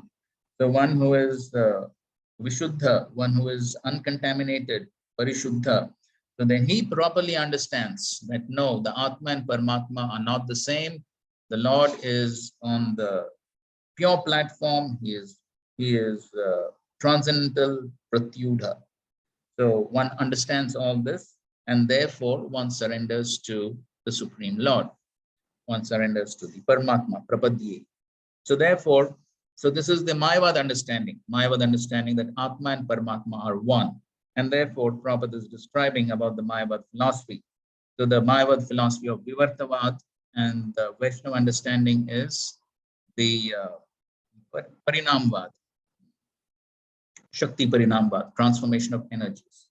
So the Mayavad philosophy is Vivartavad, where they say that the Supreme Lord himself, the Supreme Absolute Truth himself, he undergoes transformation. He undergoes transformation. So therefore, the Supreme Absolute Truth is impersonal, and he undergoes transformation and becomes all the jivas in the conditioned state. And then when the jivas become liberated, then once again they become the Supreme. So therefore, the famous example that they give is that mistaking the rope to be a snake. So their understanding is that one is thinking that the rope to be snake only because of the influence of Maya. But actually, there is no snake. So one is only under illusion, thinking like that. But the Vaishnava understanding is no, rope is also there, snake is also there. So it is not that, so because they think that as far as the material world is concerned, the material world, which is actually a manifestation of Krishna's energies, is an illusion. Brahma Satya, Jagan Mithya. It is Mithya. It is simply an illusion. It does not exist. So one is only imagining it to exist, just like one is imagining the rope to be a snake. So that is their understanding. But Vaishnava understanding is no, the Jagat is not mithya, it is present, it is true, only thing it is temporary. So just like the rope is also there, snake is also there. But so that's the difference in understanding. And that's what Prabhupada is explaining in the first paragraph of his purport. The Mayavadis proclaim that there is no separate existence outside the impersonal Brahman, and that the feeling of separation is Maya, or an illusion by which one considers a rope to be a snake. The rope and the snake argument is generally offered by Mayavadi philosophers. Therefore, these words, which represent Vivartavad, are specifically mentioned here. Actually, Paramatma, the Super Soul, is Supreme Personality of Godhead and is eternally liberated. And then, so he's coming to the conclusion that how ultimately what is the most important, not to realize the Supreme Lord, what is most important is to take to the practice of devotional service, which is superior to the other practices of karma and jnana. And that is beautifully explained in the 39th verse, famous verse. Yatpada pankaja palasha vilasa bhaktya karma shayam praditam utratayanti santaha tadvanna riktamatayo yatayo piruddha shroto ganastamaranam bhajavasudevam. The devotees who are always engaged in the service of the toes of the lotus feet of the Lord can very easily overcome hard-knotted desires for fruitive activities. Because this is very difficult, the non-devotees, the jnanis and yogis, although trying to stop the waves of sense gratification, cannot do so. Therefore, you are advised to engage in the devotional service of Krishna, son of Vasudeva. Please read the purport. There are three kinds of the transcendentalists trying to overcome the influence of the modes of the material nature: the Gyanis, Yogis, and the Bhaktas. All of them attempt to overcome the influence of the senses, which is compared to the incessant waves of the river. The waves of the river flow incessantly, and it is very difficult to stop them. Similarly, the waves of the desires of material enjoyment are so strong that they cannot be stopped by any process other than Bhakti Yoga. The Bhaktas, by their transcendental devotional service unto the lotus feet of the Lord, become so overwhelmed with the transcendental bliss that automatically their desires for material enjoyment stops. The Gyanis and Yogis who are not attached to the lotus feet of the Lord simply struggle against the waves of the desire. They are described in this verse as Rikta Matayo, which means devoid of devotional service. In other words, Gyanis and Yogis, although trying to free from desires of the material activities, actually becomes more and more entangled in false philosophical speculation or strenuous attempts to stop the activities of the senses. As stated previously, Vasudevo Bhagavati Bhakti Yoga Prayojitaha Janayat Ashu Vairagyam Jnanam Cha Yad Ahitukim. Here also the same point is stressed. Bhaja Vasudevam indicates that one who is engaged in loving service of Krishna, the son of Vasudev, can very easily stop the waves of desires. As long as one continues to try to artificially stop the waves of desires, he will certainly be defeated. This is indicated in this verse. Desires for fruitive activities are strongly rooted, but the trees of desire can be uprooted completely by devotional service, because devotional service employs superior desire. One can give up inferior desires when engaged in superior desires. To try to stop desires is impossible. One has to desire the supreme in order not to be entangled in inferior desires. Gyanis maintain a desires to become one with supreme. But such desire is also considered to be karma, lust. Kama, lust. Similarly, the yogis desire mystic power, and that is also kama. And the bhaktas, not being desires of any sort of material enjoyment, become purified. There is no artificial attempt to stop desire. Desire becomes a source of spiritual enjoyment under the protection of the toes of the lotus feet of the Lord. It is stated herein by Kumaras that the lotus feet of the Lord Krishna are the ultimate reservoir of all pleasure. One should therefore take shelter of the lotus feet of the Lord instead of trying unsuccessful to stop the desires of the material enjoyment. As long as one is unable to stop the desires for material enjoyment, there is no possibility of becoming liberated from the entanglement of material existence. It may be argued that waves of the rivers are incessantly flowing and that they cannot be stopped. But the waves of the river flow towards the sea. Then the tide comes over the river. It overwhelms the flowing of the river, and the river itself becomes overflooded, and the waves of sea becomes more prominent than the waves of the river. Similarly, a devotee with an intelligence plans so many things for the service of the Lord in Krishna consciousness that stagnant material desires become overflooded by the desires to serve the Lord. As confirmed by the Yamunacharya, since he has been engaged in the service of the lotus feet of the Lord, there is always a current of newer and newer desires flowing to serve the Lord. So much so that the stagnant desires of sex life becomes very insignificant. Yamunacharya even says that he spits on such desires. Bhagavad Gita also confirms param drishtva nivartate. The conclusion is that the developing a loving desire for service of the lotus feet of the Lord, we subdue all material desires for sense gratification. Okay, so here the verse is very beautifully comparing the effects of the practice of devotional service, bhakti, and the practice of other paths like karma and jnana. So only when one takes shelter of the toes of the lotus feet of the Lord, yat pada pankaja panasha vilas bhaktya, then the karmashayam gratitam udgratayanti. The karmashayam, the desire, asha, the desires for karma, fruitive activities, material desires which are very deep rooted, tight knotted, tightly hard knots, gratitam, very tight knots of these material desires are there. Because since time immemorial, we are having these desires. So it's not difficult to cut them. This false ego, misidentification of the body leading to material desires, very tight knots, very difficult. So therefore, for jnanis and yogis, even though they perform so much tapasya, this, that, but still they fall down. But it's only the devotees, because they take shelter of the toes of the lotus feet of the Lord, therefore it is possible for them to cut these knots. And Prabhupada is very beautifully explaining with this analogy of the waves of the river and the waves of the ocean. So the waves of the river are compared to the waves of sense gratification, the waves of material desires. Waves of river cannot be stopped. But when the river enters into the ocean, and the ocean has bigger waves, so the bigger waves of the ocean subdue the waves of the river. In this way, or similarly, the waves, the ocean waves have been compared to the plans, the desires to serve Krishna. So therefore, Prabhupada is writing that a devotee with intelligence plans so many things for the service of the Lord in Krishna consciousness that stagnant material desires become overflooded by the desire to serve the Lord.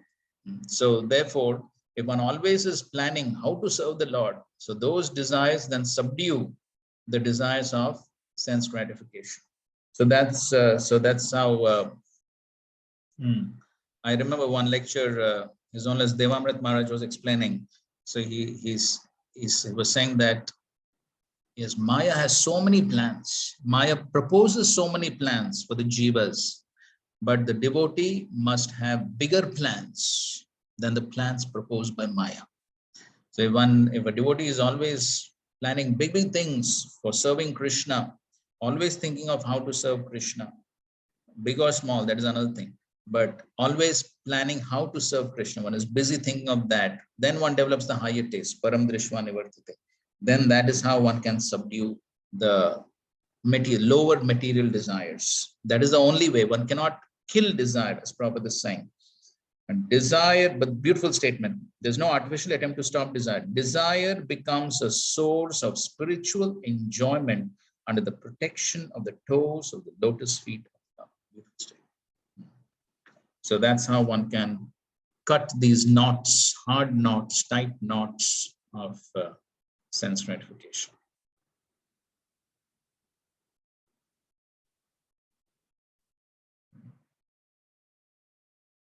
Okay, somebody can read this commentary by Vishnu Shukla.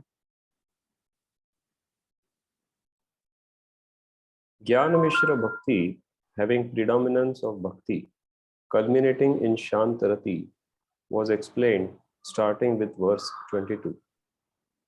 Verses 37 and 38 explained Bhakti Mishra Gyan, with predominance of Gyan with the goal of Sayujya Mukti, merging. Understanding Prutu's distaste of the words, know that Lord, I am He, mentioned in verse 37, since he had pure bhakti in the mood of a servant and nothing else, Sanat Kumar now speaks of pure bhakti, by which one achieves prema, in which liberation is secondary effect. He glorifies that bhakti as a best process in these two verses. Palasha, petal, refers to the Lord's toes in this verse. Vilasa means distinctive sport or movement with distinction. Visheshena lasa. In other words, beauty increasing at every moment. Thus, the phrase means by bhakti to the Lord's lotus toes, whose beauty increases at every moment. Bhakti has two forms, sadhana, practice, and sadhya, perfection. Karmashayam means ahankara filled with impressions of karma. This is tightly knotted, grathitam. This is equated with avidya. The Hridaya Granthi refers to the same. Or another meaning is, by bhakti to the Lord's toes, endowed with various astonishing skills, vilasa, such as massaging, putting perfumes on the Lord's body, bathing him, and dressing his hair. Or it can mean by remembrance of the beauty of the Lord's toes. Continue, please. Please worship Vasudev, the shelter. The Vaishnavas, Santaha, untie the knot of ahankar filled with impressions of karma, tied tightly by the jiva's previous actions. By now performing actions to the Lord which have the opposite effect by the process of bhakti, progressing from sadhana to sadhya, which is offered to his lotus petal toes, whose beauty increases at every moment. Ascetics, yatayaha, cannot do the same. Why? Their minds are without objects of thought. Rikta matayaha. They are without intelligence. Like persons without wealth, they are without intelligence. Contemptible persons, asantaha. Santas, commendable persons, on the other hand, have their minds concentrated on the Lord. They have good intelligence. The ascetics have attempted to stop the group, gana, of senses which flow like rivers, srotas. But just as it is impossible to stop the flow of river, this attempt to stop the senses is a sign of their foolishness.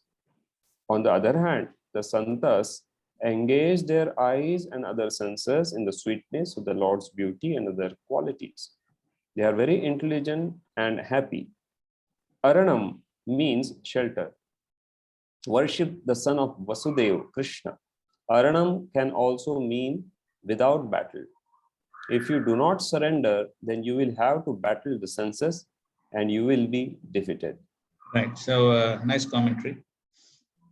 So the yogis and jnanis, they are meditating on something impersonal or some other. So therefore he calls them as Rikta Mataya.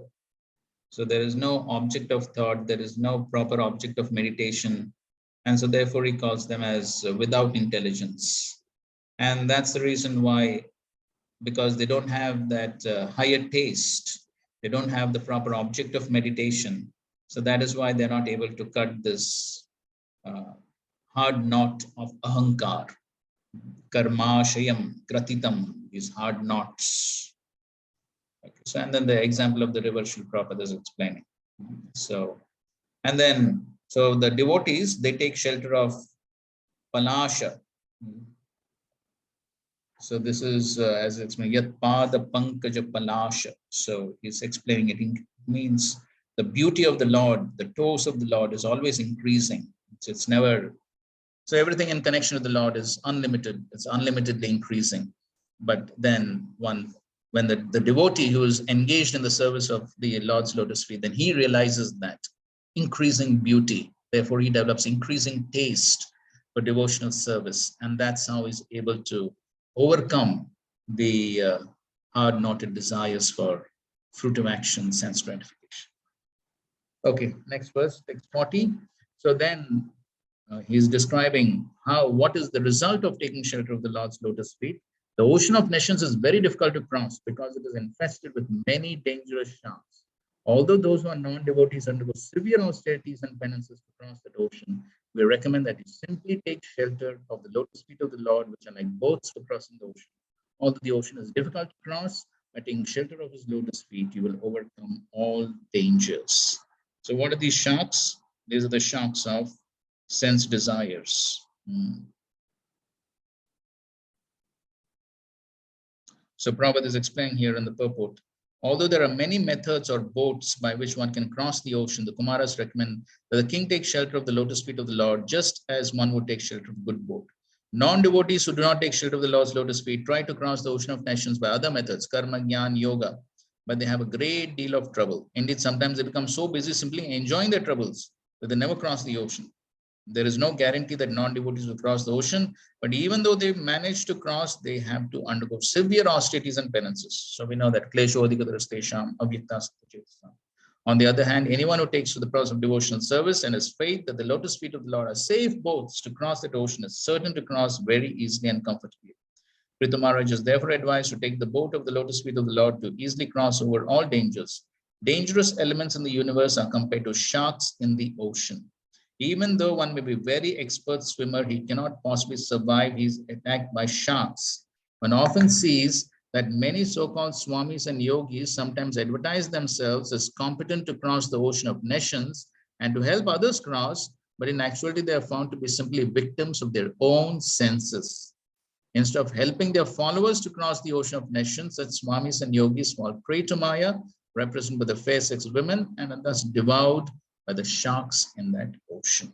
Okay, so the sharks are the sharks of sense desires, which the jnanis and yogis find very difficult to overcome, but the devotees, by taking shelter of the Lord, can very easily overcome. Okay, please read this.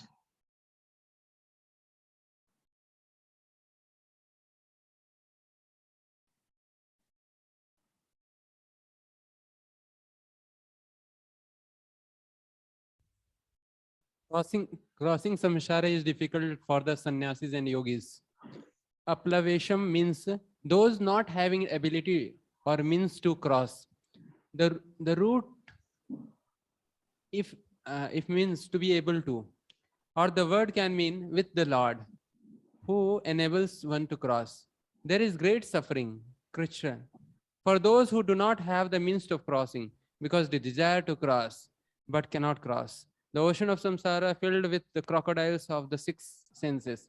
If they are not killed by the waves of the lust or devoured by the crocodiles of the six senses, and if they are strong, though tired and do not give up after a long time, somehow or other, by using the arms of jnana and vairagya, among them one may with the difficulty cross the ocean.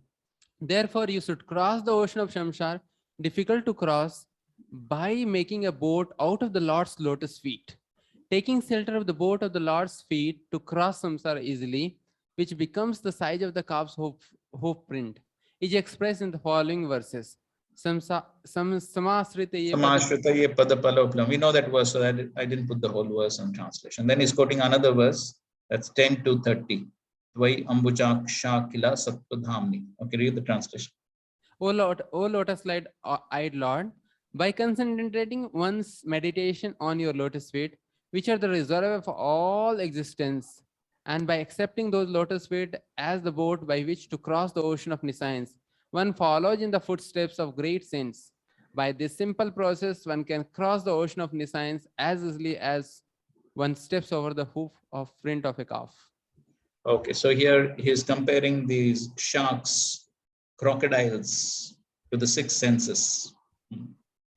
So therefore, it is very difficult to cross the ocean of samsara. Therefore, the only way to cross is by taking shelter of the boat of the Lord's lotus feet. Otherwise, so many other people fail because of not taking that shelter.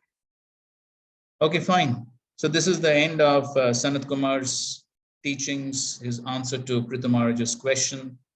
And so he has beautifully described how to develop 15 ways to develop rati and develop detachment, rati to the lotus feet of the Lord, and develop detachment from the bodily concept of life.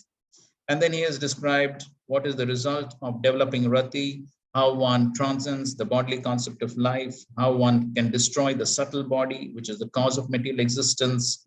And so one can come to the Jivan Mukta platform. Even while being in the material world, in the material body, one becomes detached from the material body, both gross and subtle. Therefore, Prabhupada gives the example of the coconut. So all that is the result of developing rati. And then he's also describing what is the result of being attached to sense gratification, how the Krishna consciousness is sucked out like the grass surrounding the pond of water. And then one loses one's intelligence, one loses one's consciousness, the Krishna consciousness, and that's how one gets entrapped in material existence. And so therefore, and then he says one cannot even achieve the results of dharma, artha, kama, and moksha. Therefore, he says one should, as far as dharma, artha, kama are concerned, especially artha and kama, even if one goes to heavenly planets, wherever one is, all that is going to be temporary. Therefore, one should focus on moksha, and especially then to cross over the material ocean and to achieve that moksha, which is true moksha, then one must take shelter of the Lord's lotus feet, the boat of the Lord's lotus feet. Any questions on this section?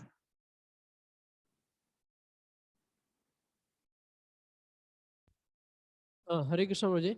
Yes. Prabhuji, these four Kumaras, though they are pure devotees, why such big section they are explaining to Prithu Maharaj about Gyan Mishra Bhakti and then Bhakti Mishra Gyan? Why they did not directly talk the path of pure devotion? Okay, so the reason is because all these other paths are also available in order for one to come to the platform of moksha, that is getting out of the material existence.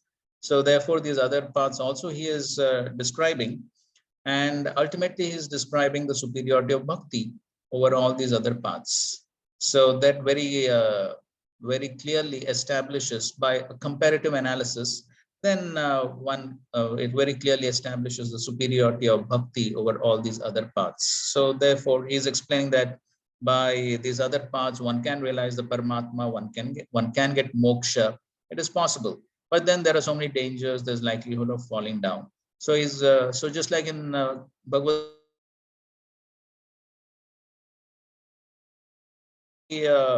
conclusively establishes bhakti to be superior to all the other paths. So by a comparative analysis, one can better understand the superiority of bhakti. So therefore, this comparative analysis is there. Of course, Srila Prabhupada doesn't go into these technical details. Prabhupada always glorifies bhakti. Is that okay? Thank you, Prabhuji. Hare Krishna, please, Pranam. Prabhuji, these these PPTs will be able to get, Prabhuji will be able to. Yes, yes. Many times in one go we cannot understand, so a second reading is always required for me at least. So, and even the previous session that you had taken, the unit that you had taken, those PPTs also, Prabhuji. See. Yes, yes. If Yugal Champru can write a mail to me, then I will give. Any other question?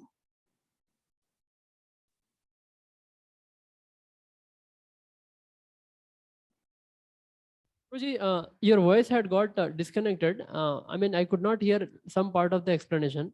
What he said is that the way Krishna explaining in Bhagavad Gita, different paths, so that to establish the superiority, like that the four Kumaras are explaining here. Huh?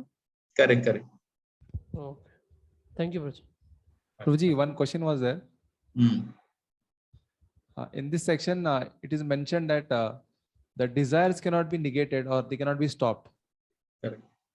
So, therefore, as you said, that you should engage in higher Krishna conscious activities, then we'll be able to overcome the desires which we have. So, just like some devotees may have desires to do different activities in Krishna consciousness, but because of circumstances or because of the need of the moment, we may have to currently do some services which we may not have a natural taste. So, but if you do that, then we'll be enthused in bhakti. So how to balance like that? Because for a long time, if you continue doing services which are Krishna conscious but which are not to your nature, then we may lose the taste. Okay, good question. I just remembered Radha Gopinath Prabhu's lecture. In one lecture, he explains that within the ISKCON movement, generally every devotee gets three types of services. Some services which he has to do, some services which he likes to do, some services which he gets to do. So there are some services which one has to do compulsorily. Compulsorily, especially as brahmacharis, one may have to come for the morning program and attend Guru Puja, Bhagavatam class. So there are some services which one has to do within the moment. Some services one likes to do.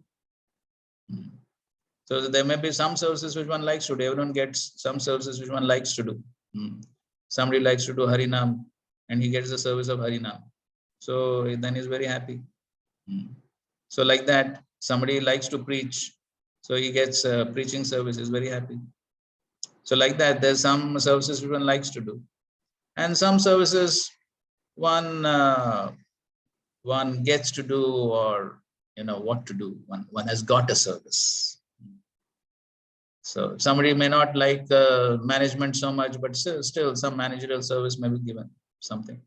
So like that. So everyone gets all these types of services. And so one cannot expect that one will always get what one likes to do. Then if one always gets what one likes to do and one is expecting only that, then where will the surrender be tested? Where will the purification take place? So one cannot expect that everything will be just what I want. So one should be ready for everything. So then in that way, mostly a balance is always there.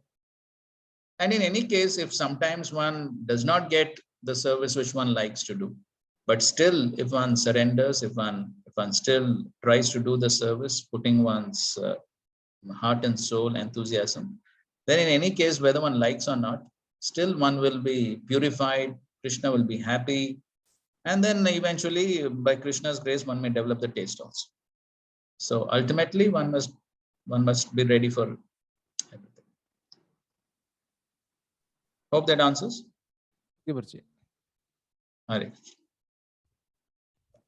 Okay, fine. So we'll proceed ahead now. Now let's see how Prithu Maharaj responds to all this knowledge that was given by the four Kumaras.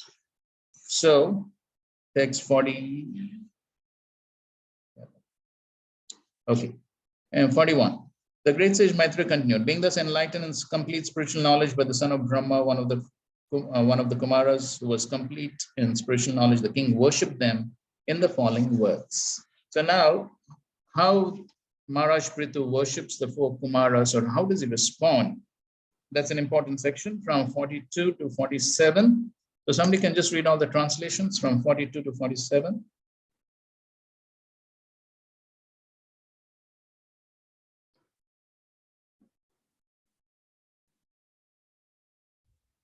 King said, O Brahmana, O powerful one, formerly Lord Vishnu showed me his causeless mercy, indicating that you would come to my house, and to confirm that blessings you all came. 43. My dear Brahmana, you have carried out the order thoroughly, because you are also as compassionate as the Lord. It is my duty, therefore, to offer you something, but all I possess are but remnants of food taken by the great saintly persons. What shall I give? 44. The king continued, therefore, my dear Brahmanas, my life, wife, children, home, furniture, and household paraphernalia, my kingdom, strength, land, and especially my treasury are all offered unto you.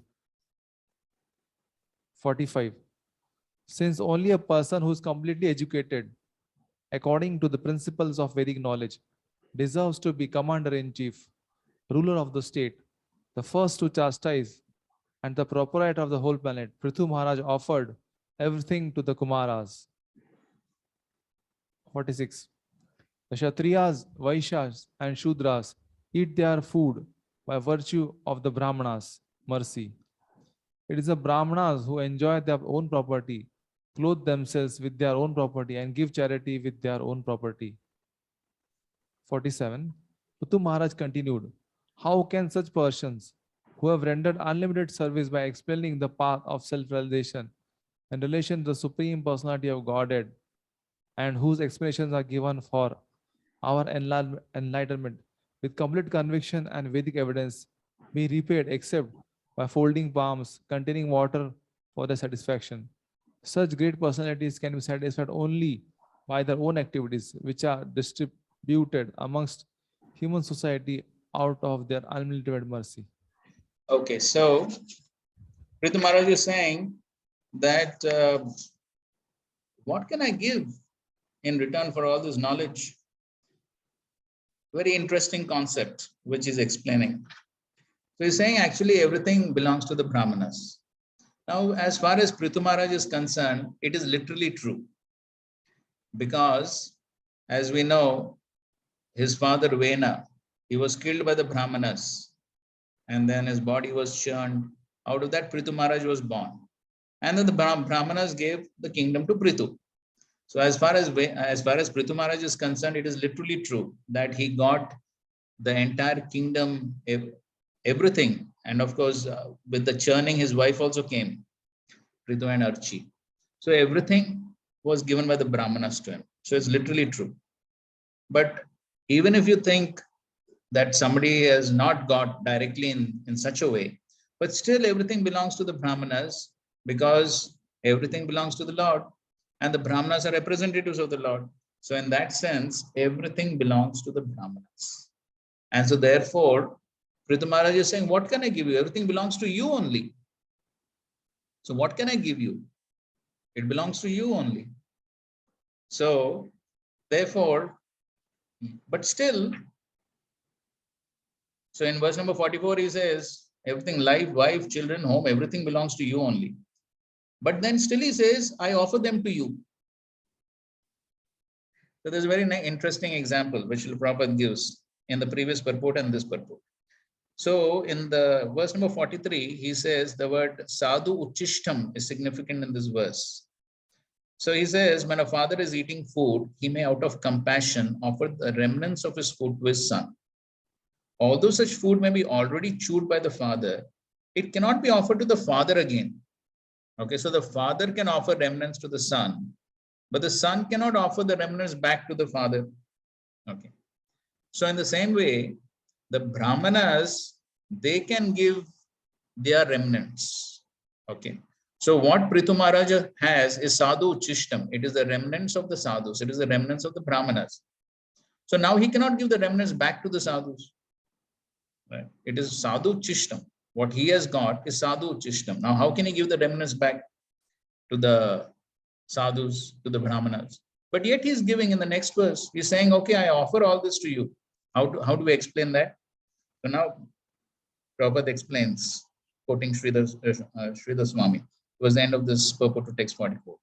Sridhar Swami, okay, let's read the question. It has already been admitted that all the king's property belonged to the Brahmanas and that Prithu Maharaj was simply using it for the welfare of the state. If it were actually the property of the Brahmanas, how could it be offered again to them? In this regard, Sridhar Swami has explained that this offering is just like the servant's offering of food to his master. The food already belongs to the master, but the master has purchased it. But the servant, by preparing food, makes it acceptable to the master and thus offers it to him. In this way, everything belonged to Prithu Maharaj was offered to the Kumaras. So that's the explanation. Okay, everything belongs to the master, all the ingredients from the money which the master gives, the servant buys all the ingredients, everything. So everything belongs to the master, but then the servant cooks, he makes everything acceptable, relishable, and then he offers it to the master. So similarly, okay, everything belongs to the Brahmanas, but now Prithu Maharaj has sort of made it more acceptable. He has ruled over the kingdom, he has done everything, and then he's offering it back to the Brahmanas. So that's how it can be explained. And and then in the next verse, he says that ultimately only a person who has Vedic knowledge, he can actually rule everything properly. He can take care of everything properly. And so the Kumaras are actually the people in knowledge. And so therefore, they are the ones who actually should have everything. So therefore, Prabhupada writes in the last paragraph of the purport, it's clear therefore that a person who is not well versed in the Vedic injunctions, Veda Shastra Vidh, should not run for election as president, governor, etc. Formerly kings were Rajarishis, which meant that although they were serving as kings, they were as good as saintly persons because they would not transgress any of the injunctions of the scriptures and would rule under the direction of great saintly persons and Brahmanas. At the beginning of the purport, Prabhupada says, when monarchy ruled throughout the world, the monarch was actually directed by a board of Brahmanas and saintly persons. So therefore, it is very important that somebody who is in an administrative role should know very well the injunctions of the scriptures. So sometimes those who are in managerial position, they say, oh, we are so busy, we don't have time to study scriptures, know the injunctions of scriptures, know the instructions of Prabhupada. One does not read the scriptures. How one will know what the Acharya wants, the Acharya's instructions, Srila Prabhupada's instructions? One will not know. How one will manage them? So then there is chaos because one does not know the instructions. So actually, somebody who is in a managerial position should know the instructions of the scriptures very well. And in text 46, it makes an interesting point that ultimately the Brahmanas are enjoying their own property because everything belongs to them. So here the example is given that ultimately Kshatriyas, Vaishyas, they are simply like bankers. They only keep something for some time. And whenever the Brahmanas want money or anything, the Kshatriyas and Vaishyas are supposed to give. Now, how many have this understanding these days? Because there are no Brahmanas, so everything is topsy-turvy, as Prabhupada said. And finally, he says that actually, what can I give? For the knowledge that you have given me, what can I give? Only thing what I can give is Vinoda Patram. Vinoda Patram. Simply water with cupped hands to appreciate what you have given. That's all what I can give. And of course, Vishwanath Thakur, Srila Prabhupada is quoting, Vinoda Patram has another meaning also. Vinoda Patram. So that means joker. So therefore, Prabhupada concludes the purport by saying, the Vinoda Patram can be divided in two words, Vina and Udapatram, or can be understood as one word, Vinoda Patram, which means joker. A joker's activity simply arouses laughter, and a person who tries to repay the spiritual master or teacher of the transcendental knowledge of Krishna becomes a laughing stock, just like a joker, because it is not possible to repay such a debt. The best friend and benefactor of all people is one who awakens humanity to its original Krishna consciousness. So therefore, Srila Prabhupada also said that actually one cannot repay the debt to the spiritual master, but one can try to do that by serving the mission of the spiritual master. So by trying to serve Srila Prabhupada's mission, so how much of a service we do, actually it's less. So sometimes one thinks that, oh, I'm doing so much service with that. But actually, how much of a service one does, one can never repay the debt. So we are simply making an insignificant attempt to repay the debt to the Acharya by rendering some service in his mission. So that should be our mood. And because Srila Prabhupada and the spiritual masters, they've saved us from hellish life. So what is there to repay? Nothing. How much of a service we do, it is less. Because actually one cannot repay.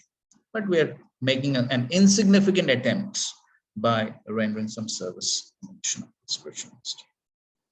So in this way, Prithu Maharaj, he thanks Sanat Kumar and the four Kumaras. And then finally, the last section of the chapter, Maitra Rishi is now glorifying Prithu Maharaj and his rule and his qualities. So this is almost like a revision of what already has been said about Prithu Maharaj's qualities. And in text 48, he concludes the pastime by saying that being thus worshipped by Maharaj Prithu, the four Kumaras who are masters of devotional service became very pleased. Indeed, they appeared in the sky and praised the character of the king, and everyone observed them. So Prabhupada explains that actually the four Kumaras cannot be seen by common man, but it's only because of Prithu Maharaj's devotional service that even common man could see the four Kumaras. And then from the next verse is basically glorification of Prithu Maharaj's qualities, which has already been discussed in the previous chapters. But here it's sort of a revision of, so Maitreya Rishi is summarizing all the wonderful qualities and activities of Prithu Maharaj and how he did everything for the satisfaction of the Supreme Lord. So even though he was a householder, he was performing activities. So actually, he's explaining that actually Prithu Maharaj was a Paramahamsa, Shaktivesh avatar. He doesn't have to perform all these activities as king and all these activities, but simply to perform his duty, to set an example. He performs all these activities, but he performs all the activities as a perfect devotee of the Supreme Personality of God, to please the Lord. And then the various qualities are explained. So this section you can read on your own. And if you have any doubts, we will try to answer them in the next class. So Yugal Shampru, when is the next class? Guruji, Monday is an option for the class. So everyone is okay with having the next class? We have one more chapter to finish, and we'll finish the one chapter in the next class. So everyone is okay with having the class on Monday? So next class will take around 2 hours or 3 hours? Same, that timing is same.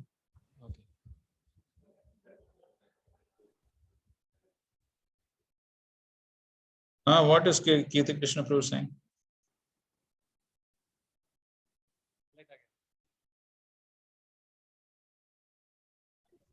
Monday, it's okay, probably. That's the reason I just raised my hands. That's all. Achha, Mondays. So everyone else is okay with Monday? Anybody has strong objections, please let us know.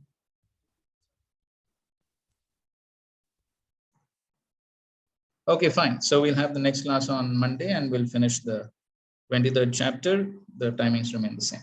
Thus end the Bhaktivedanta purports of the 4th canto, 22nd chapter of Srimad Bhagavatam, entitled Prithu Maharaj's Meeting with the Four Kumars.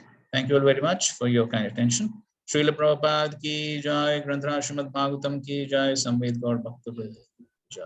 Hare Krishna, Krishna Krishna, Hare Hare, Hare Rama, Rama Rama.